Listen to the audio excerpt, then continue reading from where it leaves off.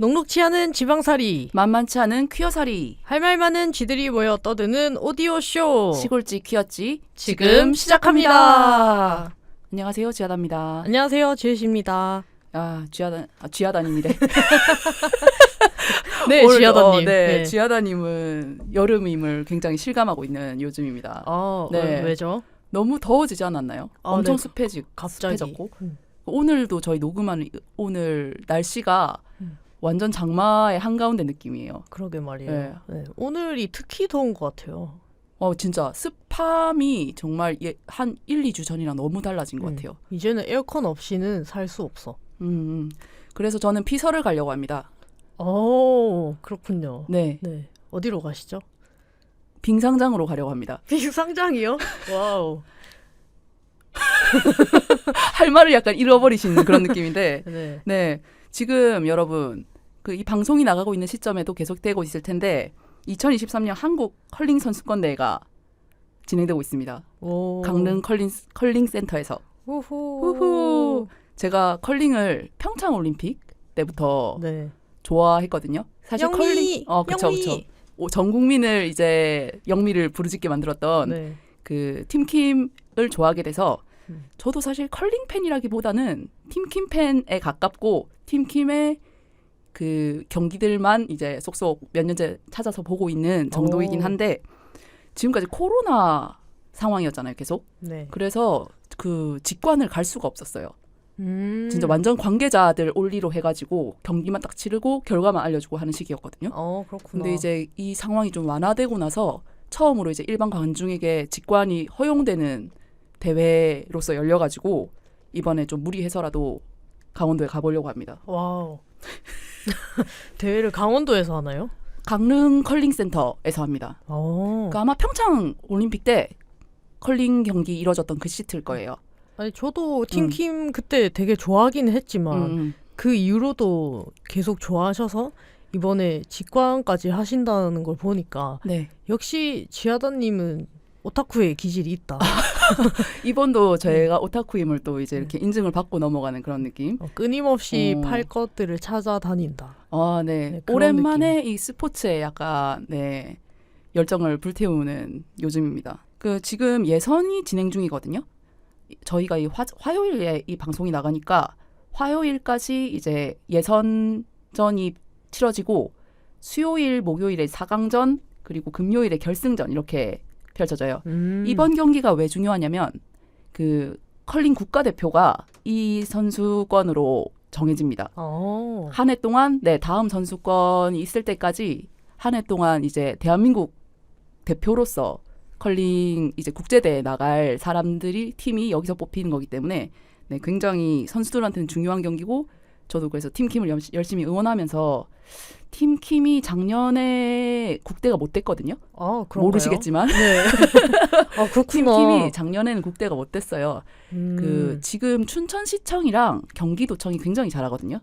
조금 팀킴보다는 연령대가 좀 어린 선수들로 구성돼 있는데 엄청 경기력이 좋은 팀이라서 거기도 거의 3파전으로 가지 않을까 싶은데 네네네. 그래서 좀 예전과는 다른 그런 컬링계 환경에도 불구하고 팀킴이 오랜만에 국대를 달아줬으면 좋겠다. 그런 마음으로 응원하러 갈 생각입니다. 뭔가 팀킴이 계속 국대를 해줬으면 하는 마음도 있지만 뭔가 밑에 또 더 좋은 선수들이 올라오고 있다니까 그 선수들이 된다고 해도 국대가 된다고 해도 충분히 응원을 해주고 싶은 그런 마음. 그렇죠. 대신 이제 경기는 아마 조금 더 관심을 덜 가지지 않을까. 죄송합니다. 굉장히 솔직하시군요. 네네네네. 약간 굉장히 팀 팬이라서 제가. 그래서 제가 컬링장을 한 번도 안 가봤는데 거기가 진짜 춥대요. 이게 피서 간다는 말이 그냥 하는 말이 아니고 진짜 실제로 많이 추워가지고 거기 이제 경기 지금 저는 이제 아직은 못 가보고 중계를 보고 있는데 유튜브에서 하는 거기 보면 이제 심판들이나 이런 사람들 앉아 있잖아요. 앉아서 이제 경기를 지켜보는데 그 사람들 전부 다 롱패딩 입고 있어요. 근데 지금 여름이지 않습니까? 수면 양말에 장갑까지 껴야 되는 거 아니에요? 그래서 옷차림을 어떻게 해야 될지 굉장히 지금 고민이 되는데 그냥 일단 바깥은 너무너무 여름이기 때문에 그리고 강원도잖아요. 네. 강릉이라서 물놀이도 아마 하지 싶은데 날씨만 괜찮다면 반팔 반바지 차림으로 가서 롱패딩을 챙겨가는 그런 방향으로 아마 준비를 할 것 같습니다. 아니 뭐 무슨 네. 뭐 남반구에 피서가는 사람처럼 그러니까 그렇게 짐을 꾸려 가셔야 돼요. 굉장히 호사스러운 그런 피서를 가게 되었고 그래서 롱패딩과 핫팩을 지금 겨울옷 정리 다 했는데 다시 꺼내야 돼요. 뭐 깨끗하게 네네. 입으면 되죠. 네. 지윤님은 뭐 지난 한 주 어떻게 지내셨어요? 뭐 밝힐 만한 근황이 있으신가요? 뭐 딱히 특별한 것이 없었습니다. 저번 주는 좀 모처럼 좀 집에서 쉬었고. 그러니까 지금 요 한 두어 달간 지윤님이 거의 주말에도 쉬지를 못했잖아요. 네. 어쩌다 보니 그랬죠. 지금 요 앞에 계시는 모리님과 같이 모리님이 태워주는 차를 타고 뭐 대구 기퍼를 간다든지 뭐 홍례당의 새로운 리뉴얼을 위해서 이케아 가구들을 조립을 한다든지 뭐 그런 일들이 있었죠. 하지만 이번 주말에는 그런 일들이 전혀 없었고 집에서 유튜브 보고 자고 먹고 자고 유튜브 보고 이제 그걸 계속 반복을 했습니다. 진짜 오랜만에 주말다운 주말을 보내셨다. 네. 아, 좋으셨겠네요. 네, 완전 좋았습니다. 그리고 도서관 가서 이반지아님의 책을 싹 복습을 했어요. 아, 이반지아님의 책들이라고 하면 이번에 나온 그 신간 외에도 앞에 나왔던 이웃집 기어 이반지아 그 책까지 네네. 복습을 하셨다. 사실 뭔가 슬픈 이야기를 좀 말씀을 드리자면 제가 맨 처음에는 그 이웃집 기어 이반지아를 초판본으로 샀습니다. 그래서 아주 재미나게 읽고 홍례당에서 독서 모임까지 진행을 했죠. 네네네. 근데 생활고에 찌들린 저는 그 알라딘의 팔책을 정리를 하면서 그 책을 포함을 시켜버린 거예요. 아, 그래서 알라딘에 파셨어요? 네, 그래서 그 책들 중에서 그나마 좀 높은 값을 그렇죠. 신간이었으니까 당시 네. 판매 당시 신간이었으니까 받았습니다. 그러나 이번에 어떤 사건이 어떤 이벤트가 다가오거든요. 네. 그래서 그거를 준비하고자 준비하는 마음으로 이제 이반지아님의 책을 싹 다시 읽고 있습니다. 뭔가 지금 오고 있네요. 네. 뭔가가 다가오고 있네요. 그리고 오늘 점심시간에는 이반지아님의 책 신간도 나는 왜 이렇게 웃긴가 그 책도 샀습니다. 해서 지금 싹 복습을 해서 뭔가 내용을 정리하고 계신 상태네요. 그러니까 조만간 큰 게 옵니다. 여러분. 뭔가 올 모양입니다. 네, 뭘 준비하고 계시는지 모르겠지만 굉장히 기대하셔도 좋습니다. 최초 마지막. 마지막이면 안 돼. 최초. 최초이기만 합시다. 네. 아마 조만간 좋은 소식 전해드릴 수 있도록 하겠습니다. 네, 기대하겠습니다. 아니 저는 그 제아다님이 빙상장 얘기하니까 빙상장으로 피서 간다는 얘기하니까 저가 이제 휴학하고 도시락 공장에서 피서를 했던 기억이 나네요. 피서도 하면서 돈도 버는 그런 거는 근데 개빡쳤을 것 같은데. 그렇죠. 사실은 피서가 아니 노동이지. 그러니까 그거는 그렇게 음식의 선도를 유지하기 위해서 그쵸. 시원하게 해놓은 거지. 사람마저 신선하게 유지해버리는. 사실상 냉장고에서 일을 한 거잖아요. 그건 그렇죠. 그래도 냉동실에서 일을 안 한 게 어디야. 냉동실에서 일하지 않은 게 다행이다. 그나마. 그 딸기잼은 뭐 또 불 앞에서 봄 때 일을 했기 때문에 뭐 그때는 피서가 아니었나. 피서인가요? 약간 한증막 체험 이런 거 아닌가? 오히려 아이스방 체험. 거기도 시원하게 하고 하는 거예요? 아니요. 딸기잼은 한증막이죠. 네네. 이열치열이죠. 그 실내와 아무튼 실외에 온도차가 큰 경험을 한다는 거는 면역력을 굉장히 무너뜨리는 것이기 때문에 좀 조심을 해야겠다라고 생각하고 님도 앞으로 도시락 공장을 가든 어디 가든 조심하십시오. 앞으로는 사람답게 살도록 하겠습니다. 갑자기요? 네. 그러면 오늘 에피소드 주제 토크로 바로 넘어가 보도록 하겠습니다. 그 전에 우리 그 코너들 만들어 놓은 거 있으니까 여러분 구글 폼으로 작성을 하십시오. 네, 구글 폼은 놀고 있는 것이 아닙니다. 구글 폼 너무 안 오니까 우리도 자꾸 까먹잖아요. 네, 그래서 까먹기 전에 한 번 더 언급을 하고. 내가 진짜 오늘 오랜만에 생각나서 보고 왔어. 진짜요? 하지만 아무것도 없더라고. 그렇구나. 까먹을 타당한 이유가 있었네. 그러니까 이게 뭐 그게 입력하면 아마 저희 시퀴즈 메일로 알림이 오는 걸로 알고 있거든요. 누가 이제 이렇게 답변을 했다 네. 하는 게 오기 때문에 아마 그 메일로 저희가 이제 확인을 할 수 있는 걸로 아는데 혹시라도 구글이 뭔가 잘못해서 메일이 안 올 수도 있으니까라는 마음으로 제가 오늘 확인을 하고 왔는데 아직 아무것도 들어오지 않았고 구글은 잘못하지 않았고 그러니까 대기업은 잘못하지 않았고 님들이 잘못했다. 뭐 우리의 불찰도 있습니다. 계속 뭔가 주지시켜 주었어야 하는데. 그리고 우리가 선택지를 너무 많이 준 게 문제일까? 몰라. 다들 하고 싶은 얘기가 많을 텐데 우리가 뭔가 허들을 높게 설정했나요? 뭐 조만간 저희가 뭐 차곡차곡 모아서 사연 방송을 또 할 수도 있습니다. 또 이제 한번 탈곡을 해야겠네요. 네, 탈탈탈 터는 시간 조만간 다가오니까 구글 폼도 짬짬이 잘 적어 놓으시기 바랍니다. 그러니까 있다는 사실은 계속 기억해 주십시오. 그래야 생각이 났을 때 쓸 마음이 들 것 같아. 네, 댓글도 다 보고 있습니다. 네. 맨 마지막에 다 읽어드리는 거 아시죠? 근데 가끔 생각하는 건데 거의 대부분의 팟캐스트들이 댓글 읽는 그 시간 같은 거를 코너나 시간이나 아니면 아예 회차를 따로 떼가지고 댓글을 소개를 하거든요. 그래요? 근데 그게 별로 청취율이 안 나오는 걸로 알고 있어요. 스킵하거나 사람들이 잘 안 듣거나 남긴 사람들 외에는 잘 안 듣는 그런 느낌? 하지만 저희의 육성으로 님이 쓴 이상한 댓글도 읽어드린다. 아니면 답글을 달아드리는 게 더 좋으려나? 아니요. 아니요? 일거리를 만들지 맙시다. 오케이 알겠습니다. 네네네. 그럼 다시 이렇게 공지사항 중간에 잠깐 전하고 다시 에피소드 주제 토크로 넘어간다는 얘기를 다시 한 번 더 할게요. 네, 알겠습니다. 예. 오늘 주제는 뭡니까, 주연님? 빠밤. 오늘 주제 토크. 결혼 or 이별. 이것이 나의 최후 통첩. 퀴어러브입니다. 진짜 망한 노래 가사 같은 문장이었는데 오늘 저희가 소개할 넷플릭스 시리즈 지난번 사이렌에 이어서 넷플릭스 시리즈에 대해서 저희가 연속 얘기를 해볼 건데 그 쇼 이름이 최후 통첩 퀴어러브. 퀴어러브. 네, 저는 굉장히 또 기괴한 그런 제목인데 또 썸네일을 보면은 또 레즈비언들 안 볼 수 없는 또 그런 썸네일을 하고 있죠. 부치들 대거 등장. 굉장히 왜 그 동양권에서 주로 그렇긴 한데 레즈비언 커플을 그릴 때 어떤 그 그림을 우리가 보기에는 굉장히 팸투팸으로 도배를 하잖아요. 부치란 이 세상에 존재하지 않는 것처럼. 그렇죠. 마치 여성 픽토그램 2명을 붙여놓은 듯한 맞아. 그런 걸로 상징이 되죠. 애플 그 이모지처럼. 치마 입은 머리를 묶은 두 사람이 이렇게 손을 잡고 있는 그런 느낌이죠. 네네.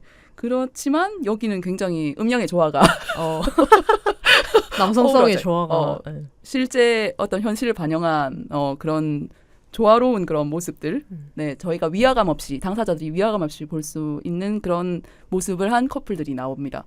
이 프로그램을 일단 좀 소개를 간단하게 해드리자면은 그 레즈비언 커플 5쌍이 나옵니다. 그러니까 총 10명이죠. 네, 각 커플 중에 한 사람이 다른 한 사람한테 청혼을 한 상태예요.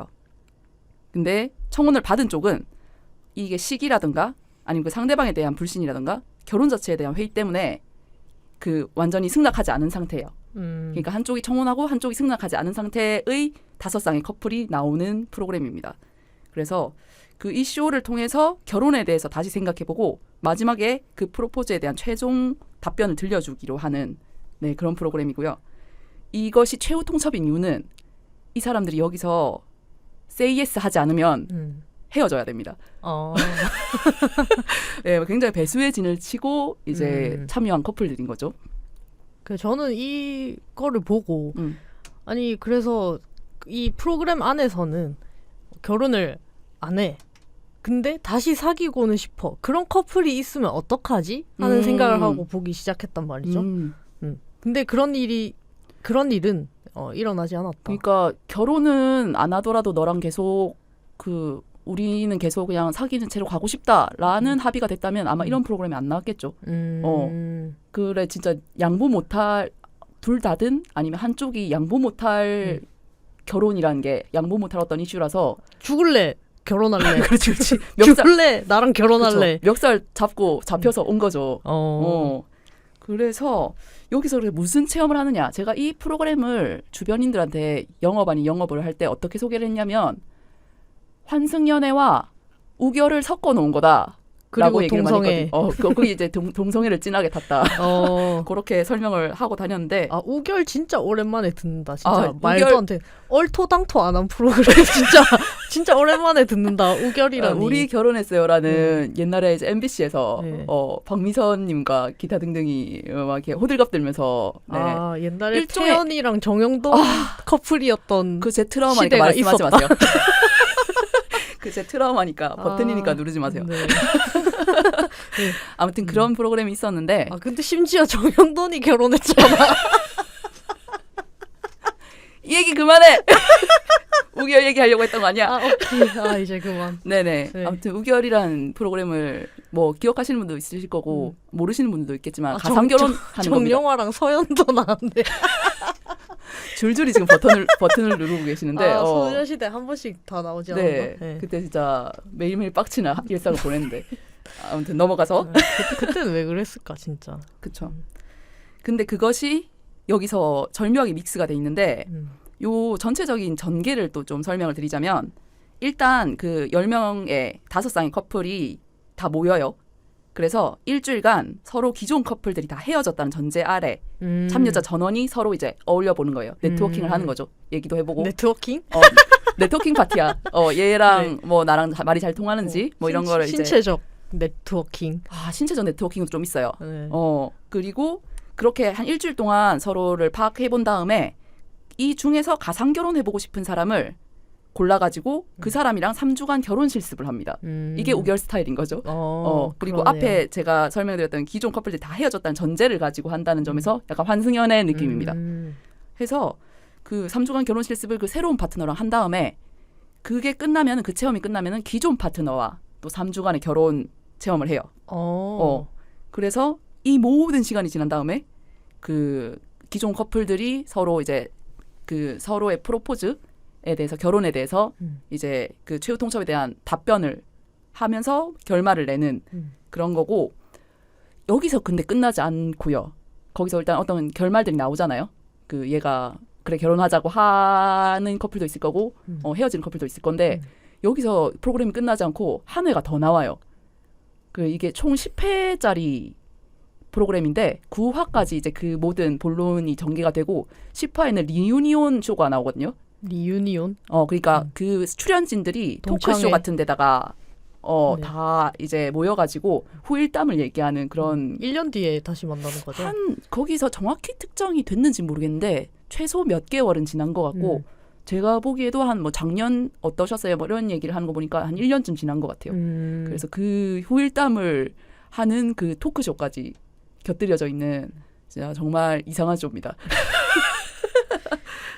그래서 이 이상한 경험을 통해서 그런 결혼에 대한 결정을 내린다는 게 저는 사실 여전히 좀 이해가 되지 않는데 그들은 이걸로 그런 결정을 하는데 도움이 되는 어떤 마음가짐이나 이런 게 생성이 된다고 생각하나 봐요. 그래서 약간 궁극적 질문이 상대에게 또 서로에게 확신을 가진다는 건 어떤 것인가. 그래서 다들 여기 이제 참여하는 사람들은 여기서 하는 이런 말도 안 되는 경험들이 자기 그리고 아니면 자신의 파트너에게 필요한 어떤 확신, 우리 관계에 대한 확신을 줄 거라고 기대하면서 시작을 하거든요. 막 처음엔 진짜 1화 때는 이제 헤어지는 설정이란 말이에요. 그러니까 그 이 쇼에 참여하기 위해서 이제 기존 커플들이 마지막 밤을 보내는 뭐 그런 게 나온단 말이에요. 거기서 완전 절절하거든요. 뭐 키스도 하고 그러던데. 난리 났죠. 네, 난리죠. 여기서 딴 사람 만날 수 있을지 모르겠다. 막 이런 얘기를 하면서 그럼 여기 왜 나왔지 싶은 그런 장면들이 계속 나오거든요. 그렇게 하지만 그 막상 이제 그 데이트 풀로 나가가지고는 굉장히 즐겨요 이분들이. 그러니까 어젯밤에는 완전 나 뜨겁게 키어짓을 막 해놓고 기존 커플들끼리 다음 날부터는 이제 다 비키니 입고 나와가지고 네, 그렇죠. 새로운 여자를 꼬셔야 되거든요. 진짜 서로 짝짓기, 그러니까 그 짝맺기. 맞아. 그래서 한 번씩 다 돌아가면서 이제 얘기해보는, 맞아. 서칭을 하는 그쵸. 그런 시간을 가지더라고. 맞아요. 엄청 플러팅도 적극적으로 하고요. 그 방금 지연님도 말했지만 옷차림도 굉장히 과감합니다. 그 이게 이 최후 통첩이란 프로그램이 저는 전작은 안 봤는데 이게 전작이 있고 그건 헤테로 커플들이 나와서 했던 프로그램이 있었대요. 근데 거기는 일단 헤테로 남녀 커플이 5명 나와서 하는 거니까 여자는 어쨌든 새로운 연애 상대, 그 실험 결혼 상대를 남자로 상정을 하고 그 5명 중에 고를 거고, 그 마찬가지로 남자 쪽도 이제 여자인 사람을 고르려고 할 거잖아요. 근데 여긴 전부 다 레즈비언들, 여성애자들이 서로, 그러니까 내 기존 애인 빼고 전부 9명이 내 후보, 나랑 기존 애인 빼고 8명이 후보인 거예요. 그래서 굉장히 또 이 다양한 조합들이 나오고 이상한 케미스트리가 굉장히 많이 나옵니다. 근데 9명이라는 그 대상에는 동의할 수가 없는 게 너무나도 명확히 팸 혹은 부치로 나뉜 커플들도 있었거든요. 아까 저희가 초장에 이 프로그램에 대해서 설명하면서 약간 음양의 조화가 잘 어우러지는 프로그램이라고 했는데 누가 봐도 진짜 완전 네. 그래서 뭐 멜이랑 티프 하는 얘기 들어보면은 완전 그냥 뭐죠? 그러니까 그 처음에 이렇게 일주일 동안 처음 만난 사람들끼리 서로에 대해서 알아가는 시간을 가진다고 했잖아요. 이때 진짜 완전 상부치들끼리 좀 의무적으로 만나는 것 같아.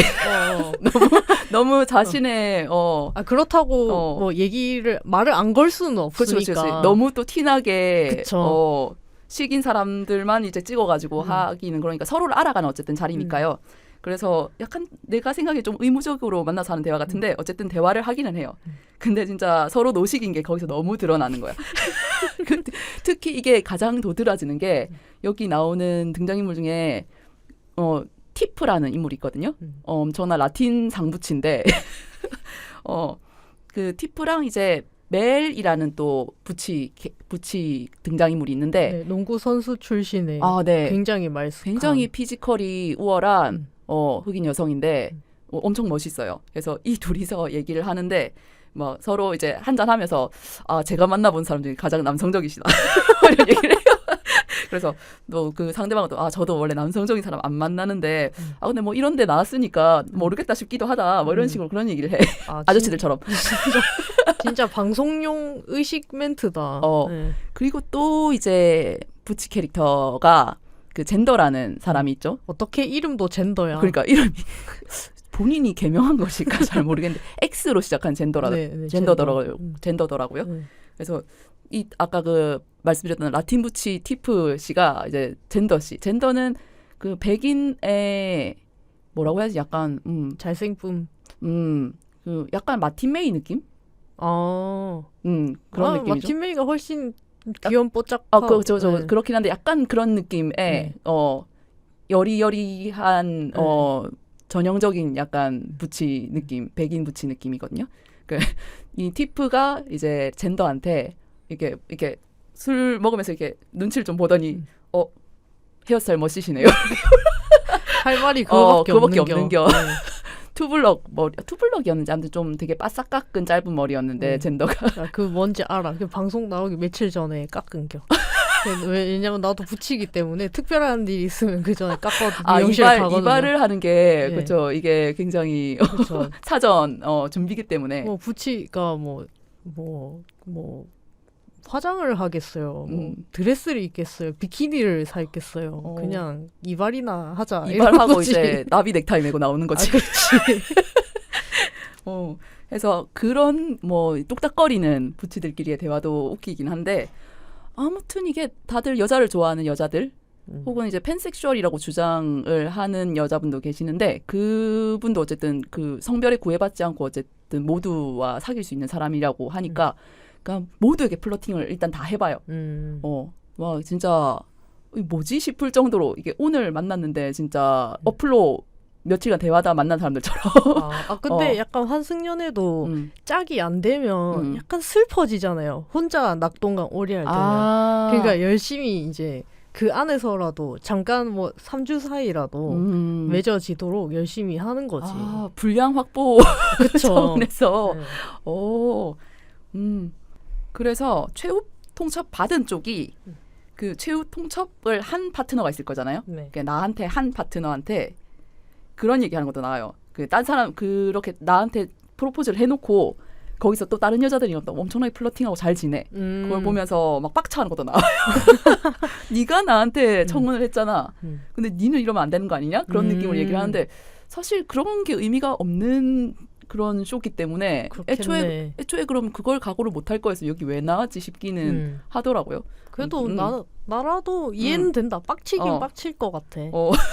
그렇죠. 그 부분이 또 이제 드라마를 만들어내니까 재미 요소로 작용한 것 같긴 한데 지윤님은 이 쇼 보면서 어떤 점이 좀 인상에 남으셨나요? 아, 저는 스댕잔이요. 여기 나오는 여자들에 대한 얘기가 아니고 여자들이 사용하는 스댕잔. 네. 이게 찍은 게 2002년인가? 2022년이요? 월드컵이요? 그런데 진짜 2002년처럼 느껴지게끔 하는 와인잔을 스댕으로 만든 그거를 계속 뱅 마주칠 때마다 뱅 이렇게. 여기서 술 먹는 장면이 제법 나오는데 아무래도 이제 아까 네트워킹 파티라고 했잖아요. 그러다 보니까 이제 한 손에는 뭔가 마실 거리를 들고 이제 서로와 대화를 나누는데 와인도 있고 뭐 위스키도 먹고 뭐 그러는 것 같아요. 근데 항상 그거를 담는 잔이 다 스댕이요. 그러니까 이게 뭐 미국에서 유행하는 겁니까? 그러니까 아니면은 뭐 약간 최후 통첩이 밀고 있는 뭐 최신 유행입니까? 나는 진짜 이해가 안 돼가지고 볼 때마다 빡치더라고요. 소품의 내구도를 생각한 건지 그 안에서 부치 파이트가 일어날 거를 생각을 해서 집어던지고 이래서 깨지면 곤란하니까 그러면 위험하니까 스댕으로 다 바꾼 건가? 그런 프로그램이요? 진짜 그 안에 뭘 따라 먹는지 전혀 모르겠는 그 스댕잔을 볼 때마다 맞아. 너무나 화가 났습니다. 저는 화까진 나진 않았는데 신경은 쓰이더라고요. 저 내용물이 뭔지 너무 궁금한 거야. 그래서 쟤네가 와인을 마시고 있는 거지 물을 마시고 있는 거지. 네. 그게 신경이 쓰이긴 하더라고요. 스댕잔 진짜 끔찍했습니다. 의문이긴 합니다. 왜 스댕잔에 그렇게들 먹고 심지어 그 데이트 그러니까 서로를 파악하는 그 자리에서 이제 야외 풀빌라 같은 데서 이제 그렇게 서로 얘기를 하고 술 마시고 하잖아요. 네. 거기서 스댕잔을 쓰는 것까지는 뭐 그래 야외니까 캠핑용 그 와인잔이나 그런 게 그렇게 생겼거든요. 뭐 야외니까 뭐 이렇게 할 수도 있겠다. 이게 들고 다니면서 떨어뜨릴 수도 있으니까 위험하니까 그럴 수도 있겠다 이렇게 생각했는데 나중에 이제 가상 결혼 하잖아요. 그 집에서도 스댕잔을 쓰는겨. 아니 심지어 뭐 가족 외식 이런 거 하는 장면을 보여줘요. 그 아예 남의 또 스댕잔을 들고 갔나 싶을 정도로 거기에도 스댕잔이 있는 거야. 개인 위생 굉장히 철저하게 지킨 그런 느낌으로. 그래서 진짜 뭐 한 번 한두 번이면 이해를 하겠는데 전화에 걸쳐서 스댕잔이 나오니까 너무 빡치더라고. 이게 고도의 PPL인가? 그럴 수도 있겠다. 찾아볼 수도 있지 않을까요? 그거 말고는 설명이 안 된다. 이제 모든 것이 이해됐다. 최후 통첩 스댕잔 해가지고 사람들이 검색해가지고 진짜 말도 안 돼. 근데 그걸 사고 싶은 마음이 들었습니까, 지은님은 그걸 보면서? 아니요, 전혀. 내 생각에 이거 퀴어가 만든 것 같아. 이 말도 안 되는 스댕잔이 뭐라 해야 되나 좀 캠핑 감성? 진짜 아웃도어 감성이죠. 김숙 송은이는 좋아할 것 같은데 일단 저의 취향은 아닙니다. 네네네. 네. 굉장히 이런 근본 없는 디자인, 소재 이거는 퀴어만이 생각할 수 있다. 보통 어떤 프로그램 보고 소품에 이렇게까지 화가 나기 쉽지 않은데 지윤님을 이렇게까지 화나게 만들었던 것이 이 최후 통첩이 나온 스댕잔이고 사실 최후 통첩이라는 말 자체도 진짜 말도 안 된다고 생각합니다. 그렇죠. 최통후첩, 최첩 후통 뭐 진짜 최후 통첩이란 말을 우리가 살면서 씁니까? 그렇지. 그것도 이런 문제. 최후 통첩을 진짜 퀴어와 최후 통첩을 섞는다고. 최후 통첩이 제가 알기로는 전쟁 용어거든요. 너희가 이런 조건을 몇 날 몇 시까지 안 해주면은 우리는 님들을 침공하겠다 이런 게 최후 통첩인데 이게 직역인가? 잘 모르겠네요. 얼티메이럼. 얼티메이럼이라고 합니까? 라고 돼 있더라고요. 그건 최후 통첩 맞을 거예요. 그러니까 이거 아니면 우린 끝이야 이런 느낌으로 가둬가지고 얘기를 하는 거니까 진짜 말도 안 된다. 우리가 퀴어들이 언제부터 최후 통첩이란 말을 쓰기 시작했다고. 이제부터 쓰겠죠. 네. 그러면 이제부터 우린 스댕잔도 써야 되는 겁니까? 이런 것들이 저는 마음에 들지 않는 그렇게까지 겁니다. 그들을 따라할 필요가 있을까요? 저는 이 쇼를 보면서 생각한 게 제가 보통 여성들이 이렇게 떼거지로 나오는 프로그램 장르를 불문하고 좋아하는 편입니다. 그리고 레즈비언들이다? 그러면 더 안 좋아할 이유가 없는 거죠. 근데 이 10회짜리의 쇼를 보면서 진짜 단 한 명에게도 정이 가지 않아요. 진짜 단 한 명에게도. 그러니까 한 명 정도는 약간 이제 조금 좋아해서 그쵸. 파고 싶고 좀 더 알고 싶고 이런 느낌이 드는 게 인지상정인데. 그렇죠. 이 어떤 등장인물이 마음에 들어서 뭐 응원하면서 보거나 아니면 그 순수하게 그냥 좋아하는 마음으로 계속 볼 수도 있잖아요. 혹은 아예 내가 이입할 수 있는 캐릭터가 있어서 그 캐릭터에 이입해서 이제 내가 그거를 약간 간접 체험하는 느낌으로 볼 수도 있는데 전혀 그런 것이 없고 진짜 질색팔색하면서 봤습니다. 그렇군요. 질색팔색하는 재미로 봤어요. 아, 변태 취향이시군요. 막장 드라마 볼 때 저게 뭐야 이러면서 말도 안 되는 김치 싸대기 이런 거 나오면 저게 뭐야 이렇게 하면서도 그 고자극에 자꾸 취하게 되잖아요. 아, 예. 그런 느낌으로 끝까지 보게 됐고 본 것을 후회까지는 안 합니다만은 언젠가는 보았을 컨텐츠고 보고 나서도 이거 괜히 봤다라는 생각을 하지 않습니다만은 보는 내내 굉장히 힘들긴 했다. 그래서 오늘 이 방송이 만약에 아직까지 최후 통첩을 보지 않았지만 궁금은 하다. 내용이 뭔지 궁금은 하다 하시는 분한테도 적합할 것 같습니다. 네, 저희가 지난번 사이렌 방송 때처럼 결말을 다 말할 거예요. 네. 뭐 작정하고 말하는 건 아니지만 우리가 이미 결말을 알고 있는 상태인데 결말을 모르는 척하진 않을 거거든요. 오히려 최후 통첩 방송보다 우리의 이 방송이 더 재미있을 수도 있습니다.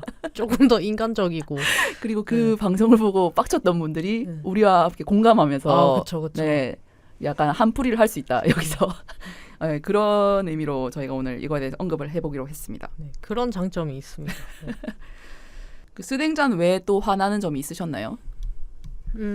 저는 사실은 사람들이 바네사를 엄청 욕하거든요. 오늘 그 등장인물이 아까 초반에 얘기했듯이 10명이 나오는데 네, 젠더 여친. 저희가 이 한 명 한 명을 다 이렇게 IM 그라운드 하지 않을 거예요. 왜냐하면 기억하기도 힘들 뿐더러 사실 그 쇼를 직접 봐도 기억하기 초반에 좀 힘들거든요. 그냥 그때 그냥 저희 마음대로 얘기하고 소개를 간략하게 하는 걸로 설명을 덧붙이는 걸로 하겠습니다. 네. 그래서 버네사. 네. 버네사? 바네사. 바네사? 네.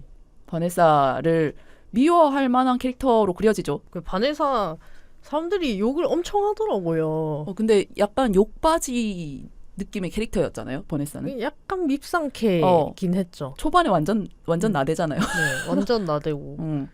근데 뭐라 해야 되지? 저는 바네사를 조금 이해한다기보다는 이해하고 싶은 마음입니다. 젠더시네요. 이미 가스라이팅까지 완료된 젠더이다. 왜냐면 바네사가 젠더 아까 전에 그 머리 멋지다고 언급당했던 젠더와 이제 원래 4년인가 사귀었죠. 그렇게가 서로 커플인데 그 바네사가 이 관계에서 젠더에 비해서 자기가 주도권을 확 가지고 있다고 생각하고 나는 뭐 어디 가도 팔리니까 이런 느낌으로 이 쇼를 정말 전력으로 즐깁니다. 분탕질을 진짜, 하고 온갖 어그로를 다 끌고 약간 스타병 관종이기도 하고 그래서 이게 싫어하는 출연자들이 나와요. 이 버네사를 싫어하는 출연자들이. 네, 근데 저는 그게 약간 왕따에 가깝다고 생각했습니다. 어느 정도 그렇죠. 약간 파벌을 만들어가지고 그 렉시가 바네사를 딱 집어가지고 나 저 여자가 너무 마음에 안 들고 저 여자가 내 여자한테 접근하는 게 너무 마음에 안 들어. 이걸 다른 사람들이 다 있는 데서 선언 공표를 합니다. 그래서 이게 좀 약간 학교 폭력이랑 닮아 있지 않나 그런 생각까지 들었고 이거는 이제 바네사가 젠더를 아무리 가스라이팅 한들 렉시의 학폭보다는 낫다 이런 생각이 갑자기 들었습니다. 학원물이 되어버린 최우통첩. 그러니까 좀 뭐라 해야 되지? 그게 렉시의 마음도 이해는 가지만 뭔가 사람들을 끌어들여서 그 안에서 영향력을 획득하려는 모습이 보여서 저는 렉시의 행동도 옳지 않다고 느꼈고 그리고 바네사를 약간 이해했던 건 뭐냐면 약간 어린 마음인 것 같아요. 어린 마음? 네, 그 젠더를 좋아하는데 그걸 티내고 싶지 않아 하는. 여유가 있는 쪽은 나라는 걸 보여주고 싶어 하는. 네, 그쵸. 나는 쿨해. 그래서 처음 만난 사람이랑도 섹스 할 수 있어. 나는 한다면 하는 여자. 너는 나만 바라보겠지만 나는 그렇지 않아. 그렇지. 그런 느낌이죠. 넌 나만 바라봐 이런 느낌으로 하고 싶었는데 이제 그게 약간 방어 기제에 가까운. 네. 저도 초반부에 사실 버네사를 좀 싫어하는 사람이었는데 뒤로 갈수록 이게 상황이 좀 역전되는 게 있잖아요. 바네사의 그쵸. 태도도 바뀌고 그가 이제 가면서 깨닫는 지점들도 있고 그리고 이제 원래 기존 파트너였던 젠더와의 관계에도 내가 주도권을 갖고 있는 게 아니네 라는 게 드러나잖아요. 완전 역전되잖아요. 그러니까 사람들이 막 처음에는 뭐 젠더가 바네사한테 청혼을 했는지 모르지만 젠더가 바네사한테 청혼을 했죠. 네, 그래서 만약에 진짜 사랑하는 사람이라면 뭐 상대방이 결혼을 지금은 별로 안 하고 싶어 하는 자유로운 영혼이라 해도 뭐 기다려 줄 아는 그 시간마저도 사랑해야 된다 생각하거든요. 근데 젠더는 자기가 청혼해놓고 그치. 나중에는 욜리랑 연락에 잤단 말이야. 그러니까 이거는 완전 전도된 거지. 이 버네사가 사실은 소나무였다. 그런 약간 반전적인 캐릭터긴 했어요. 네. 저는 여기 나오는 모든 커플들의 드라마가 진짜 다 아까도 보기 힘들었다고 말했지만 진짜 엉망진창이에요. 그 바네사 젠더는 물론이고 저는 개인적으로 와 이거 진짜 얘네는 지금까지 어떻게 만났고 결혼을 고려하는 것까지는 대체 어떤 과정을 겪어서 그렇게 간 것일까? 라는 의구심이 드는 그 커플이 있었는데 물론 그들의 관계니까 우리는 뭐 이제 피상적인 면만 본 거니까 네 저희가 완벽히 이해할 수 없겠지만 티프랑 아까 전에 라틴부치 네 티프랑 밀드레드 커플이 진짜 환장의 커플이라고 생각하거든요. 진짜요? 저는 그 둘 진짜 잘 어울린다 생각했는데. 진짜 끼리끼리 만나긴 했어요. 네. 그래서 평생 그 둘이서만 사랑하길 바랬는데 근데 아쉽네. 이 정말 가장 강렬한 드라마를 이 프로그램 내에서 계속 만들었던 커플이고. 근데 드라마라고 할 수 있을까? 너무 드라마퀸 아니야? 라는 말이 너무 가볍다. 이거 형사 소송까지 갔는데 그냥 이게. 드라마로 치부해버리기 너무 가볍다는 생각이 들 만큼. 잠깐 티프 밀드레드 커플에 대해서 요약을 해드리자면 둘 다 되게 소통을 진심으로 원해요. 뭐 상대에게 안정감을 이제 서로에게 제공할 수 있는 사이였으면 하고 말이 좀 잘 통했으면 좋겠고 하는데 말이 여기 쇼를 보면은 개 안 통하는 걸로 보입니다. 네. 그리고 계속 헤어졌다 만났다를 반복했다고 해서 그 제작진인가 다른 출연자가 그러면 얼마나 헤어지고 만나셨냐라고 하니까 1년이 52주죠. 1년에 40번 정도. 1년에 40번 정도. 1.5주에 한 번 헤어진다고 그러니까 합니다. 엄청 자주 싸우고 그때마다 엄청 그냥 다 헤어지고 그러고 다시 만나고. 근데 화해법은 또 섹스야. 그러니까 속궁합은 또 엄청나게 맞는 거지. 둘 다 처음 만난 것도 인스타그램 해시태그 아시죠? 우리나라도 약간 그런 거 있잖아. 그런 해시태그를 검색해서 서로 이제 DM을 보내서 만나게 됐는데 그치. 1.5주마다 진짜 개같이 싸우고 다시 섹스하고 그래 너랑은 진짜 소궁합이 완벽하다. 우린 헤어질 수 없어. 이렇게 다시 만나고 하는 그거를 이제 오랫동안 해온. 그거 너무 피곤할 것 같아. 그러니까 그게 그 정도면은 속궁합이 너무너무 좋다는 부분에 놀라야 되는 건지 그렇게까지 많이 싸운다는 걸 놀라야 되는 건지 그 두 개 말고는 뭐 인생에 다른 걸 할 수가 없겠는데요. 그러니까요. 엄청 뜨거운 상태 아니면은 엄청 죽일 것 같은 상태인 거잖아요. 완전. 이게 현관인지 그 천생연분인지 모르겠고 그렇게 되면 지금이 사귀고 있는 건지 헤어졌는지 헷갈릴 것 같아. 어제 싸웠는데 그거는 헤어진 건가? 그렇죠. 어제 잤는데 그럼 다시 사귀는 건가? 그러네. 아무튼, 그런 사이에서는 또 약간 그런 것도 있잖아요. 우리는 헤어졌지만 뭐 자는 건 그냥 자는 거야. 우린 잤지만 헤어지긴 헤어진 거야. 뭐 이런 식으로 약간 둘 다 존심 부리는 시기도 존재한다고.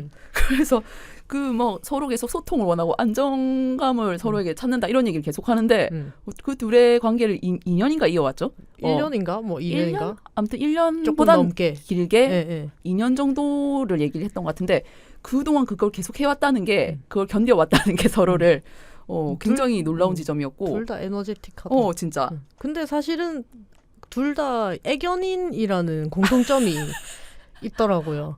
네, 그렇죠. 둘 다 이제 각자의 강아지가 있고 그 자신의 강아지를 아끼지 않는 사람을 그러니까 용서할 수 없고 그러니까 싫어하는 것도 아니야. 그냥 좀 개와 서먹한 사람만 봐도 참을 수 없어 하거든요. 티프가. 나는 개인적으로 뭐 털 때문에 강아지를 뭐 그렇게 좋아하지도 싫어하지도 않아라고 말하면 그 순간부터 티프는 겁나 화내는 돌변해가지고 티프가 굉장히 감정적인 부치입니다.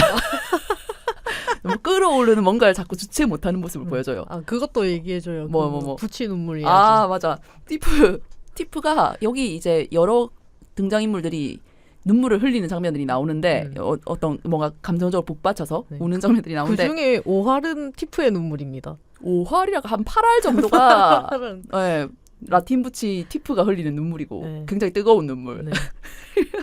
막 이렇게 진짜 거의 매화 우는 것 같고 막 이렇게 이제 그 다른 출연자 앞에서 이렇게 막 얘기하다 자기 혼자 북받쳐가지고 울어서 이게 노르르 하니까 진짜 부치처럼 눈물 싹 이렇게 거두는 거. 그렇게 하면서 젠장 개집애처럼 질질 짜네 막 이런 식으로. 그러니까 나는 그게 농담으로 하는 얘기인 줄 알았는데 진심으로 하는 거였더라고. 완전 진지하게 얘기하는 거였고 그리고 그 어떤 분노나 슬픔을 이기지 못하는 허물어지는 모습을 너무 많이 보여줘요.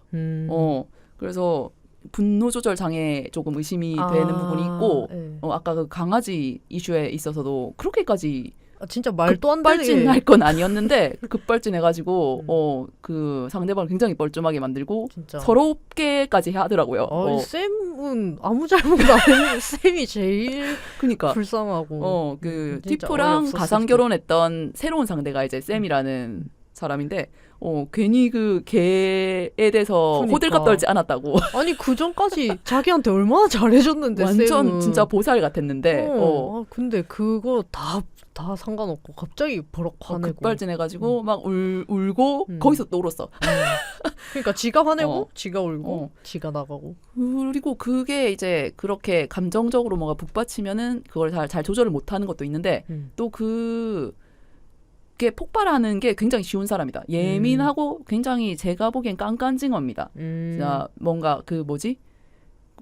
비건인 것 같고 피가 뚝뚝 흐르는 스테이크를 먹는 여자랑 못 만난다 이런 얘기를 했어. 근데 굉장히 대단한 강성 비건이구나.